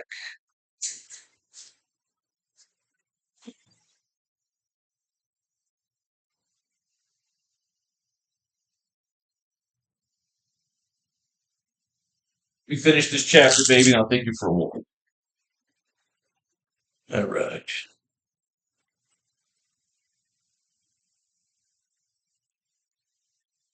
Shake the shit out.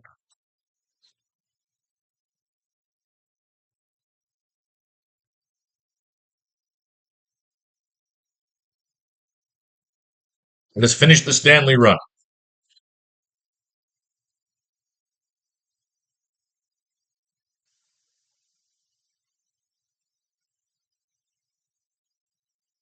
All right.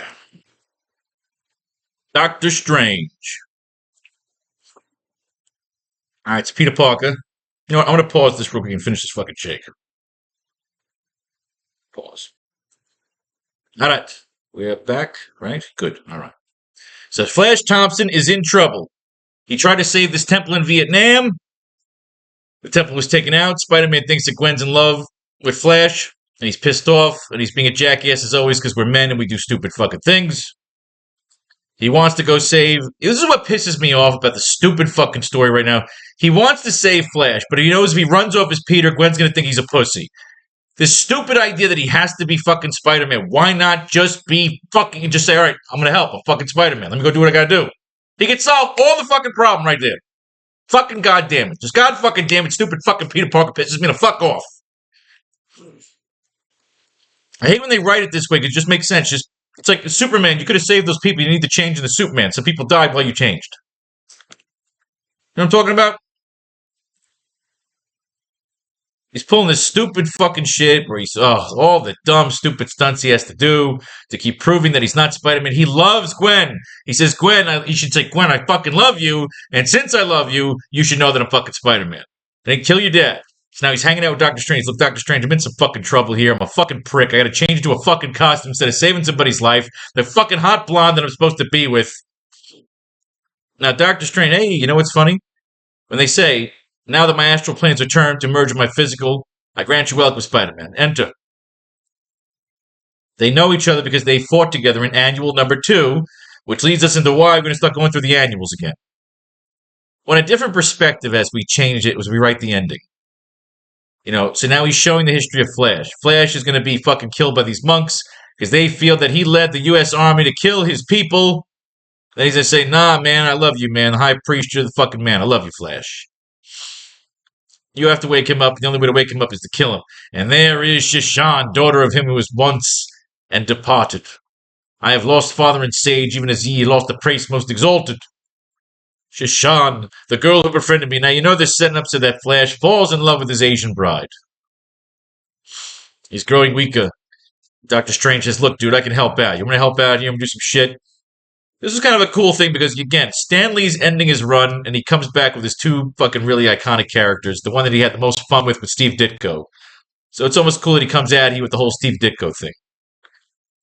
She loves Flash. I loved you, Flash. You were so cute when I nursed you back to health. Of course, I was the cute China girl, Miss Saigon.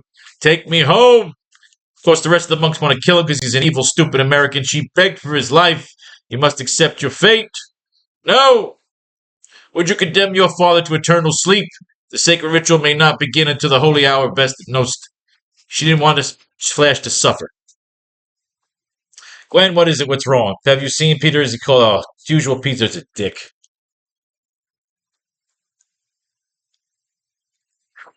I think she yells at him. Peter Parker's the man I love. He's your nephew. The poor dear boy. I think Gwen, and this is just, I fucking hate this issue. I was ready for Stan Lee to fucking leave. This story was kind of interesting. That they gave Flash a really interesting backstory here. And he's fighting the monk, and he's fighting everybody. He twists this guy here. He breaks this guy here. Oh, I like this move. He fucking pile drives, motherfucker. This is a nice move. This is how he finally drops the fucking chauffeur with a fucking stone cold pile driver. That was pretty badass. All right, now I'm coming back. I don't hate this issue as much. Especially with Doctor Strange by his side fucking some shit up. He saves the priest. Flash and Shishan fall in love. They're going to live not happily ever after because Flash ends up domestically abusing her. And then he ends up having an affair with Betty Brant, of all people. And Betty Brant, we just added to our story instead of Ned Leeds to get some cool Lois Lane kind of dynamic. All is well in the world of Doctor Strange. He's like, look, leave me the fuck alone next time you need help. Flash is like, Spider-Man, you're the fucking greatest. Which brings us to the final issue of Stan Lee's on his consistent run through Spider-Man, of course. This is the last story he wrote. Everything else he kind of gave over to Jerry Conway. And we'll come back to that in a second, because we know where we're going with the story. So we're just kind of using these for fun at this point, and also to finish out an iconic run, which is why we're not going to blow through the Jerry Conway run, because we know where we're going to end this story. And so we don't need the new run, because that's kind of like a fresh take, and I feel like when we write the next one, we'll use Conway's run. So we're going to end this off after we finish up with the Stan Lee run, which is this last issue here. We're going to do the annuals. We'll have that open up. I don't know if we'll get to it, but again, we may get to it for this particular page or the next page. So let's worry about that fucking thing when we come to it. Brought to you by the new Faro's Lounge Kickstarter. All right. Page 22. Let's move our epilogue notes again, since we're not ready to end it yet. So again, we win again because we're moving the epilogue to page 23, so we will not be epiloguing in this particular page. So again, the goal is to try and get the epilogue past page 24 by not forcing it. You see how things evolve, how the story evolves, so it really just gets to be something so fucking cool.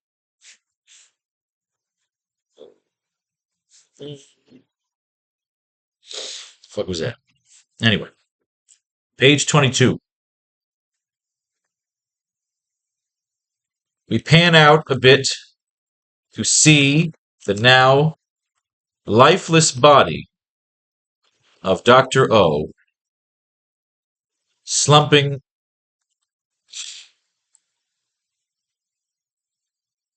into a pile of circuits and exposed tentacles, and exposed brain matter.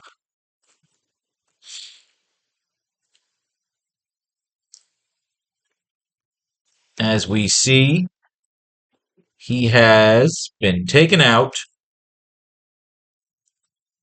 by a sniper shot.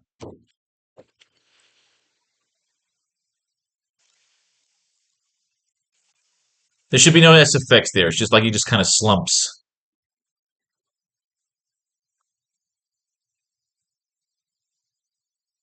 For you will become immortal. Whoosh. And these are the final words for now of Dr. O. So should they be more poignant? You should be honored, Peter. I've scanned and scoured through the minds of all my minions. I knew none of them had the physical or psychological stamina to handle such a transfer.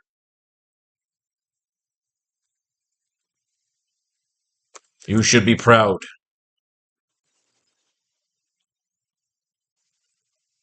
Your parents would be proud of their creation. So it's almost like while he's killing him, he says, your parents will be proud of you. So it's really asshole thing to say. Your parents will be proud of their creation. Be calm and still, young spider, for you will become immortal. Boom! Blows his fucking head off.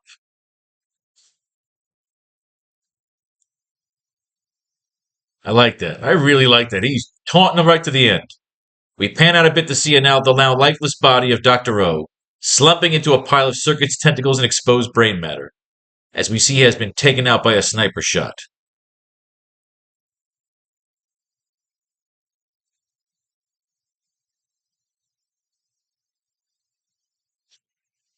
All right, let's lay out the art, and then we're going to mine the comic book for some dialogue ideas.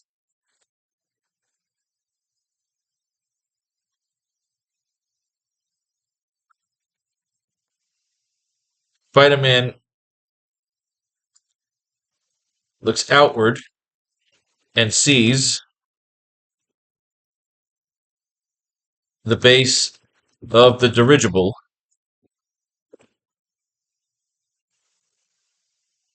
which has Commissioner Stacy.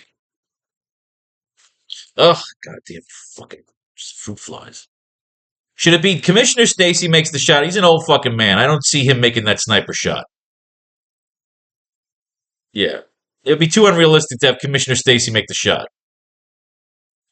Spider-Man looks outward and sees the base of the dirigible, which has Commissioner Stacy on the speaker, standing alongside a sharpshooter with a smoking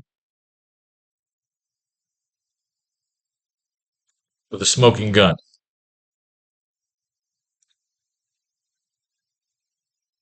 I like that. As Spider-Man is about to talk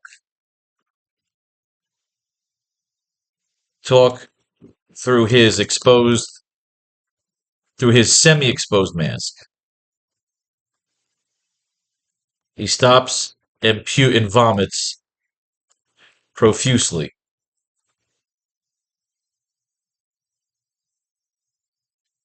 over the body of the now departed doctor. I like this. I like where this is going. We pan out a bit to see the now lifeless body of Dr. O slumping into a pile of circuits, tentacles, and exposed brain matter. As we see, he has been taken out by a sniper shot. Ooh, I love when the number goes up. Spider-Man looks around and sees the base of the dirigible, which is Commissioner Stacy on the speaker, standing alongside a sharpshooter with a smoking gun.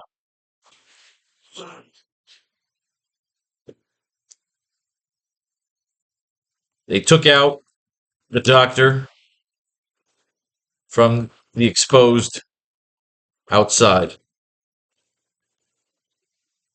walls. In case the artist doesn't remember. As Spider-Man is about to talk through his semi-exposed mask, he stops and vomits profusely all over the body of the now departed doctor. So I think you would cut away from there. And like get to the police. Yeah, I like that. So okay, let's see what we're doing here. We cut to the police rounding up and arresting the surviving members of the Doctor's army.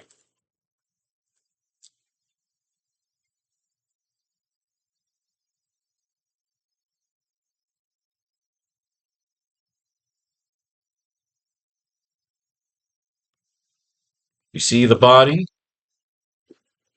of Dr. O being placed in a special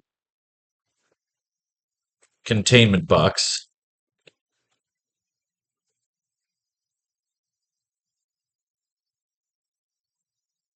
The idea is, you got to check the body for nanobites and that kind of shit.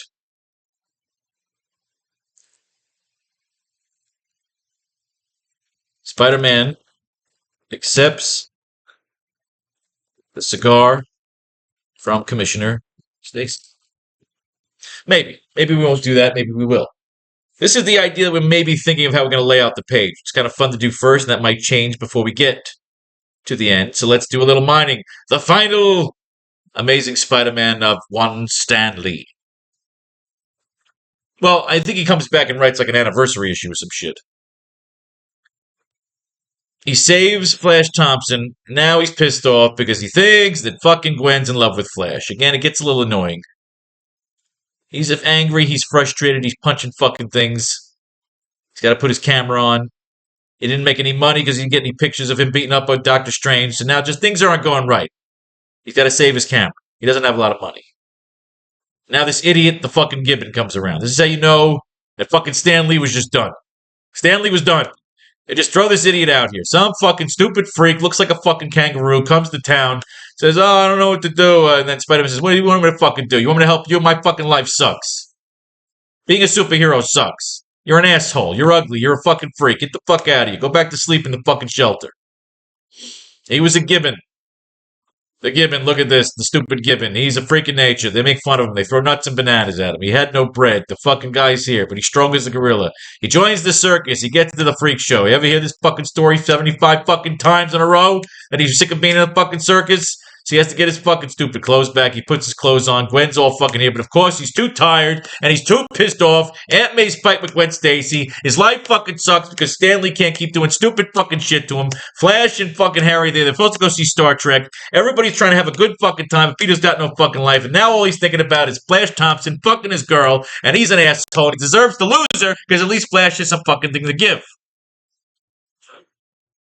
But now he's been asleep for 12 hours. Harry with the stupid hair is telling him, come on, dude, you got to get your shit together. You got to call some people. You got to get your act together. You're a loser. You're an asshole. You're a prick. Get a fucking job. Stop being fucking Spider-Man. Beat the fucking Gibbon up.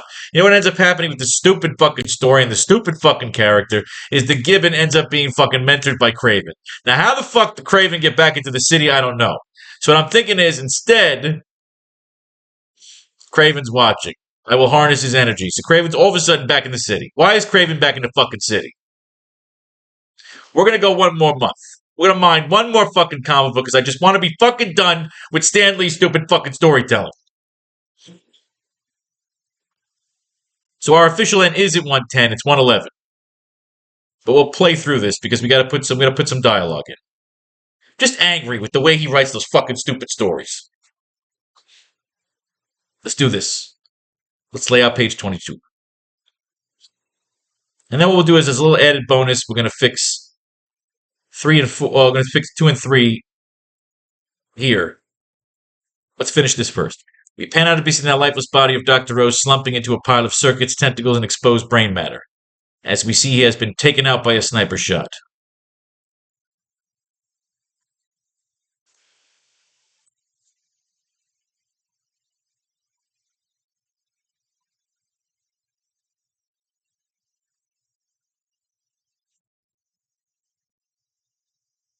I don't know. I don't think there should be a line there. You almost want to show respect. He put on a good show. There's no line here. You can't have a wisecrack here. He was basically sucking down, transferring his brain into Spider-Man's body. No line there. Just he's dead. You got to show a moment of silence there. It's a fun little piece of respect for the villain. He had a good show in this fucking storyline. Don't give a fucking line there. Just he's dead. Commissioner Stacy, there we go. They took out the doctor from the exposed walls.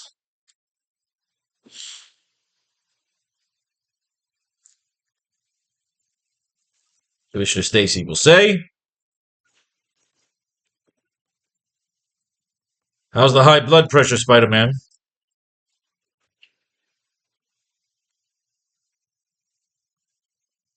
"Evening, Spider-Man."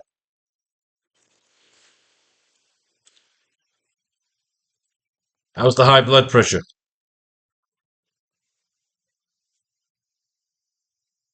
"Evening, Spider-Man." "How's the high blood pressure?"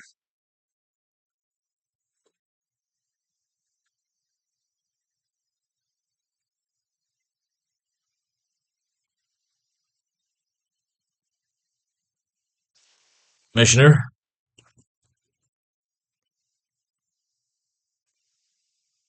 Commissioner, I just wanted to..." And then, as Spider-Man is about to talk through a semi-exposed mask, he stops and vomits profusely over the body of the now departed doctor. SFX of the vomiting. I just think that's cute.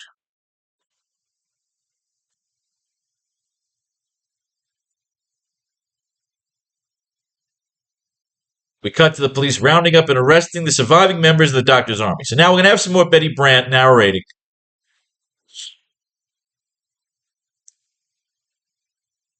Actually, no, this would be Spider-Man and the Commissioner discussing things.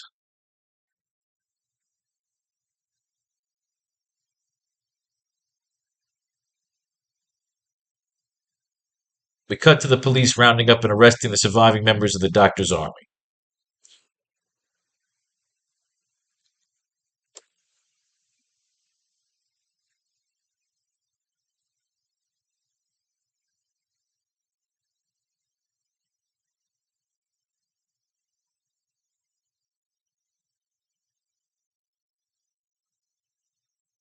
See, we don't have to have some of them. They couldn't have been. Maybe the cops aren't killed because they got the armor.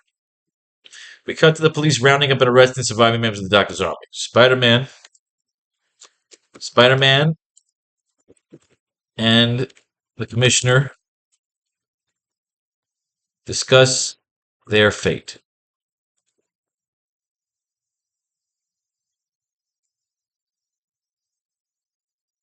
See, the problem is Spider-Man's got an exposed mask, so it's not like he can hang around with the cops.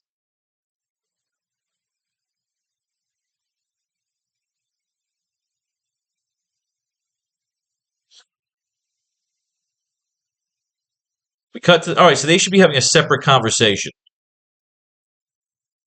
and a spider signal. You can even show off a spider signal.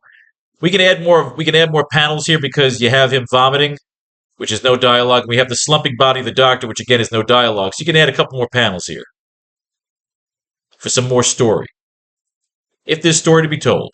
Because just the vomiting and the slumping body, you don't need a lot of space for that. We cut to the police rounding up and arresting the surviving members of the Doctor's Army. Spider-Man and the Commissioner discuss their fate.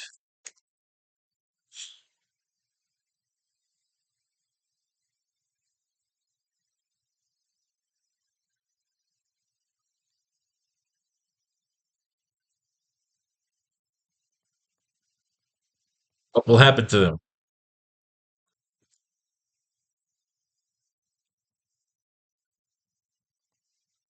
Commissioner Stacy. Well, they engaged They engaged in a firefight with fatal impressions, fatal purpose. Well, they engaged in a firefight with fatal purpose, so they will have to be punished. Our men,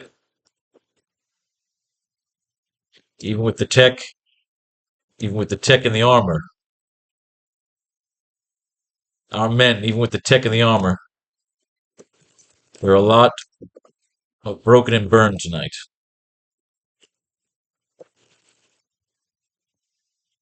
Well, they engaged in a firefight with fatal intent. There we go, fatal intent.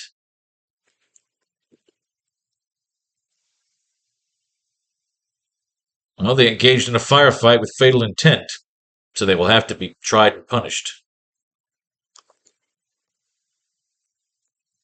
Have to be tried and punished. Our men, even with the tech and the armor, there are a lot of broken and burned bodies tonight. There are a lot of broken and burned bodies tonight. There are a lot of broken and burned bodies tonight. You gotta be OCD. You say the lines over and over again until they sound right. Our men, even with the tech and the armor, there are a lot of broken and burned bodies tonight.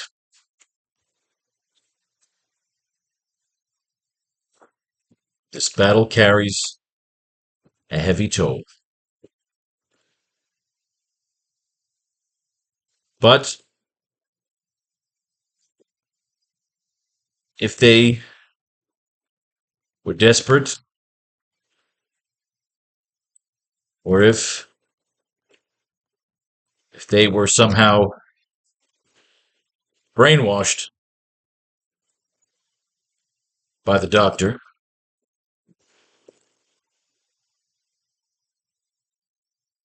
then we will hear them out. I like that. Well, they engaged in a firefight with fatal intent, so they will have to be tried and punished. Our men, even with the tech and the armor, there are a lot of broken and burned bodies tonight. This battle carries a heavy toll. But if they were desperate, or if they were somehow brainwashed or blackmailed, but if they were somehow brainwashed or blackmailed by the doctor, then we will hear them out.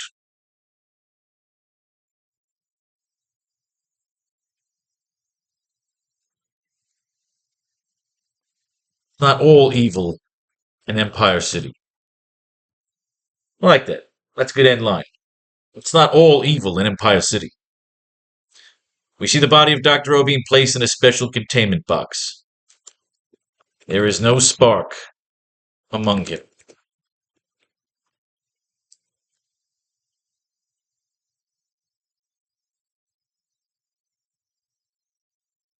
And Spider-Man will ask, what about the doctor? And what about the doctor?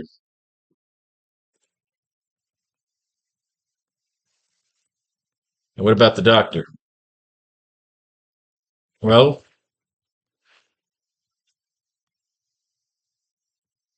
I don't think I don't think he's ready. I don't think he's ready to sleep with the fishes just yet. I don't think he's ready to sleep with the fishes just yet. And what about the doctor? I don't think he's ready to sleep with the fishes just yet.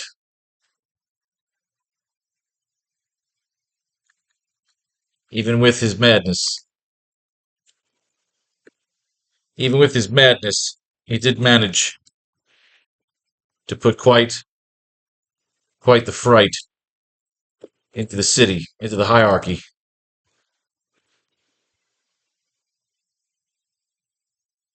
I don't think he's ready to sleep with the fishes just yet. Even with his madness, he did manage to put quite the fright into the hierarchy. And even dead,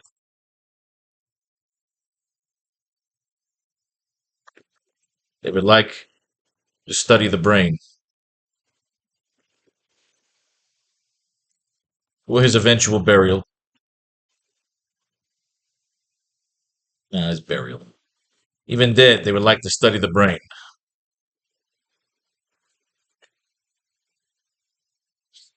I don't think he's ready to sleep with the fishes just yet. Even with his madness, he did manage to put quite the fright into the hierarchy. And even dead, they would like to study the brain.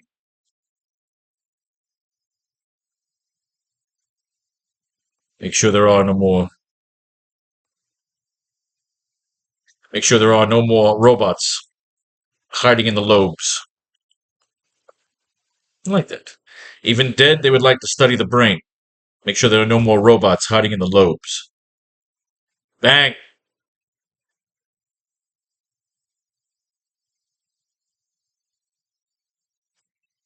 So again, Spider-Man accepts the cigar from Captain Commissioner Stacy. We're not there yet. Maybe another line or two before we do that. We see the body of Dr. O being placed in a special containment box. There is no spark among him. And what about the doctor? Mark? I don't think he's ready to sleep with the fishes just yet. Even with his madness, he did manage to put quite the fright to the hierarchy. And even dead, they would like to study the brain. Make sure there are no robots hiding in the lobes. Spider-Man accepts the cigar from Commissioner Stacy. We're not there yet. Maybe one more interlude. Let's see what we get here in this issue. The final Stan Lee issue. Although, I think if you look... Give me a second here. Stan Lee presents a John Romita and Jerry Conway production. So now it's just Stan Lee presents. He was the writer, and now it's just his present. So that's kind of like a contractual thing where they say, all right, we'll throw your fucking name on the beginning. It's like executive producer bullshit. So this is it. This is all we're doing with Amazing Spider-Man, because when we're done, we just got to add a couple more panels here, or maybe one or two more lines, and we are off to the goddamn annuals. That's how we're going to close this fucking story. Craven comes in. Now, where the fuck has Craven been? Martin Blank the Gibbon. I'll be of assistance. We each share a common enemy, Spider-Man. I fucking hate him too. He kicks my ass every fucking time I want to see him. Craven dies hard. Wait a second. He says, I thought you were dead. Wait a second. I've seen you in the papers, the Daily Bugle. You're that Hunter fella, but you're dead. They got him fighting with Kazar, I think. It hardly matters now. See, Craven's all fucked up. We killed Craven in this story. We had a lot of fun with Craven. World's greatest hunter can produce. The training, only the talents. He says, look, you fucking freak. I'm going to fucking mentor you. You and me, we're going to roll. I'm going to use you to beat the fuck out of Spider-Man, then I'm going to come in and finish him off. You down? Earlier you spoke of my death. Oh, yeah, because remember, we were in the Savage Land. That's right. Spider-Man, Craven, Kazar, they fought only a couple of issues ago. I almost forget where I am in the storyline. See? Spidey 104. Him and Kazar fought. Craven fell down. See, this is how we killed Spider-Man in our story. We used this already. This was awesome. This was great. See, they're bringing this back. This is a Stan Lee throwback. This was a great fucking story. That's why we ended up using it in this script, because there's always two of my favorite Amazing Spider-Man issues. So now he's back. Say, look, they left me for dead in the fucking Savage Land, and now I'm here. I used my fucking wiles. This fucking neighbor caught me jumping in here. That guy's looking out the window. Aunt May's going away for a while. She's bored staying here. Of course, Peter, as usual, has got to blow off the good fun Spider-Man story to go find stupid fucking Aunt May. God damn it. Can I not wait for Stan fucking Lee to not be writing goddamn Spider-Man anymore with this bullshit? But actually, no, this is Jerry Conway. Wait a minute. That's right. Wait a minute. Ooh, I can't get mad anymore. This is just Stan Lee Presents. But I think they just said, look, Jerry, we need you to come in and clean up this fucking Gibbons story. Finish it up right. Throw Craven in there. Craven's fucking awesome. He'll kick fucking Craven's ass. You'll get him into the fucking zoo like you always do. Every time we fight Craven, it's in the fucking zoo. I'm ruling up this fucking potion.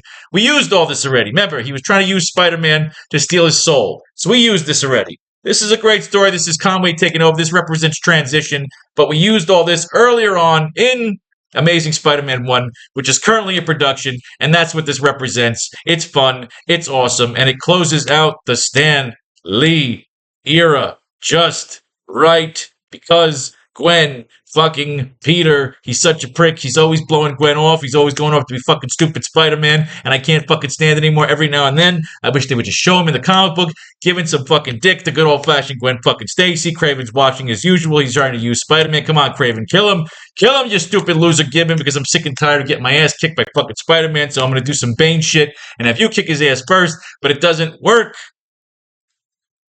Wait, let's go back a second here.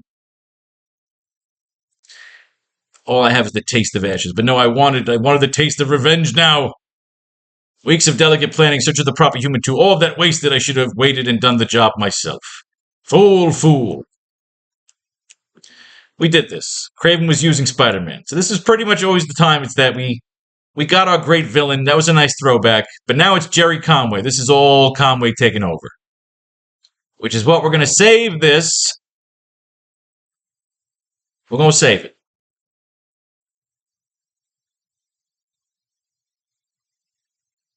We're going to save it. We're pretty much done here. We don't need any more comic books to mine. So we finish it up here at 111. We finished the Stan Lee run. Conway cleaned up his story. So now right here, Spidey uncovers the clues to the whereabouts of missing MA.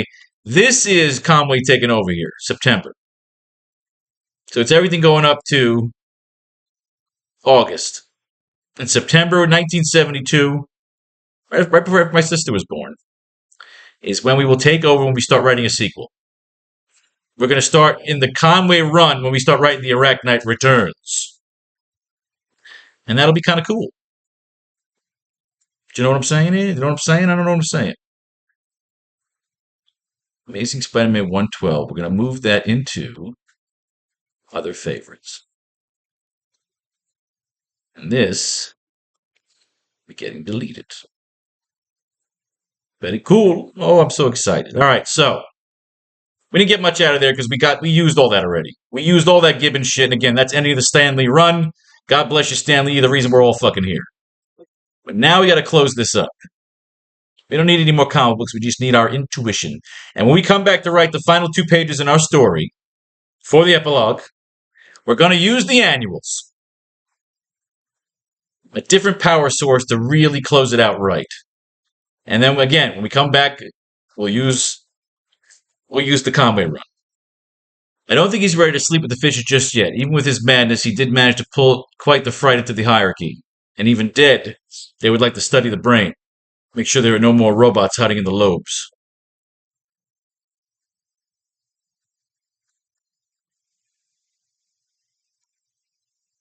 Okay, so panel 7. So maybe we have one more panel in here.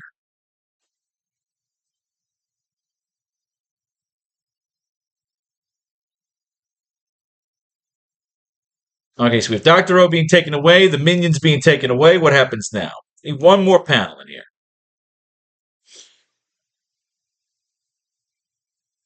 Because we're going to cut to later on. This isn't immediately afterwards.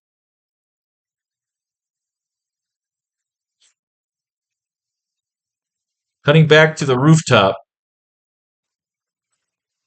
of police headquarters.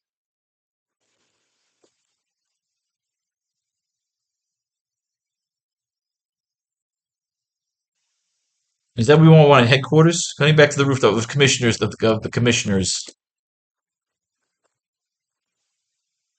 of the commissioner's place. Or do we want police headquarters? Do you want to do the spider sick? Fucking goddamn bugs. Cutting back to the rooftop of the commissioners of police headquarters.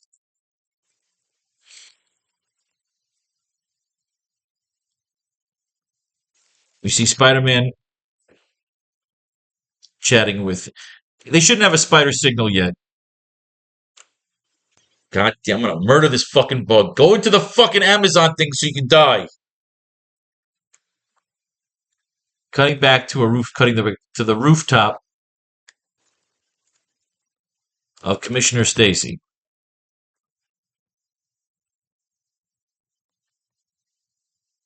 We see him smoking a cigar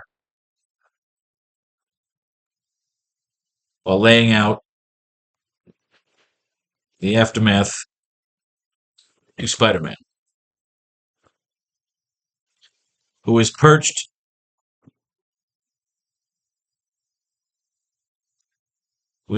on a statue. No. Who is perched next to him. Perched next to him. Perched near him. Who is perched just over him on a ledge. On a high ledge. Basking in the moonlight Beyond him. Behind him. I like that.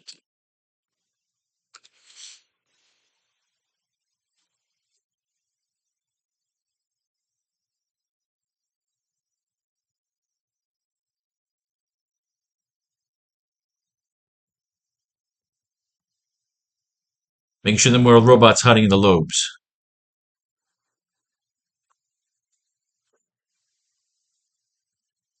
And what about the city? The mayor? What about the city? The mayor?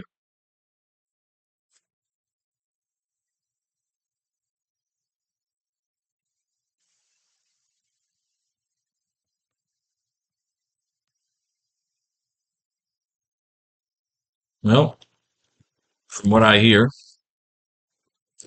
in my circles, and all that I try to ignore,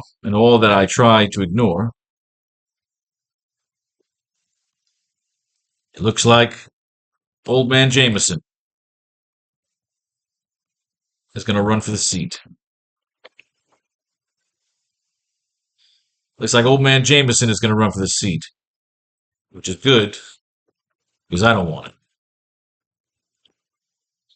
Which is good because I don't want it. What about the city, mayor? Well, from what I hear in my circles, and all that I try to ignore, it looks like old man Jameson is going to run for the seat, which is good because I don't want it.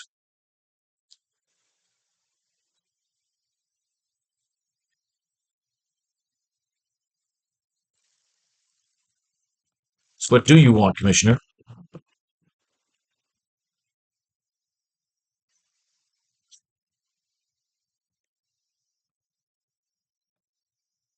Well, right now,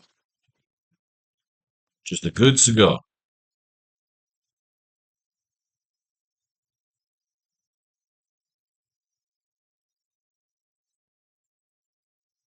Vintage,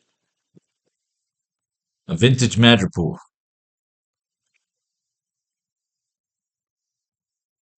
A vintage Madripoor.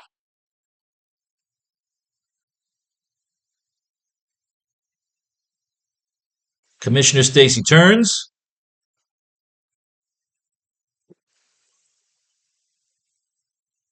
and offers an extra one to Spider-Man.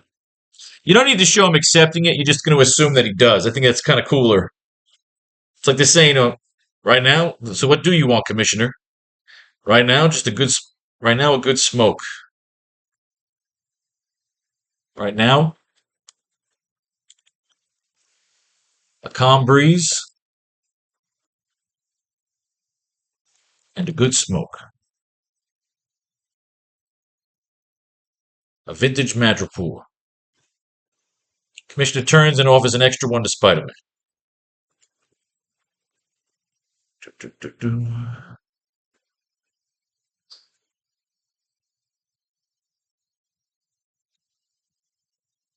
In this moment here, it's kind of fun. He's telling him to shut the fuck up and just have a smoke. Be a dude. Just be a fucking dude for a minute. So what do you want, Commissioner? Right now, a calm breeze and a good smoke. A vintage Madripoor. Ugh. You interested? He's saying, with him saying you interested, it's join me for a smoke. Shut the fuck up. Don't talk business right now. Don't talk business. Don't talk politics. Just have a fucking smoke and be a man. I like that. Ladies and gentlemen, we're done. Unless you want to suit me real quick as I open AracKnight 2 and 3 real quick to change the Betty Brant scenes. Might as well do it while we're on the air. Where's my Arac files? And I gotta walk you. Oh, you know what? I gotta walk her. Fuck, I gotta do this on my own. I gotta walk this dog. I love my dog. I gotta walk my dog. It's 6 o'clock. Yeah, I gotta walk the dog. All right, do this when I get back. May fate and fate decide your fortune. If you should love what you're doing, buy a textbook, donate to the new Faro. Not donate, pledge to the new Faro Brown's Kickstarter. I got a bulldog to walk. Peace, love, and war. All that shit in between.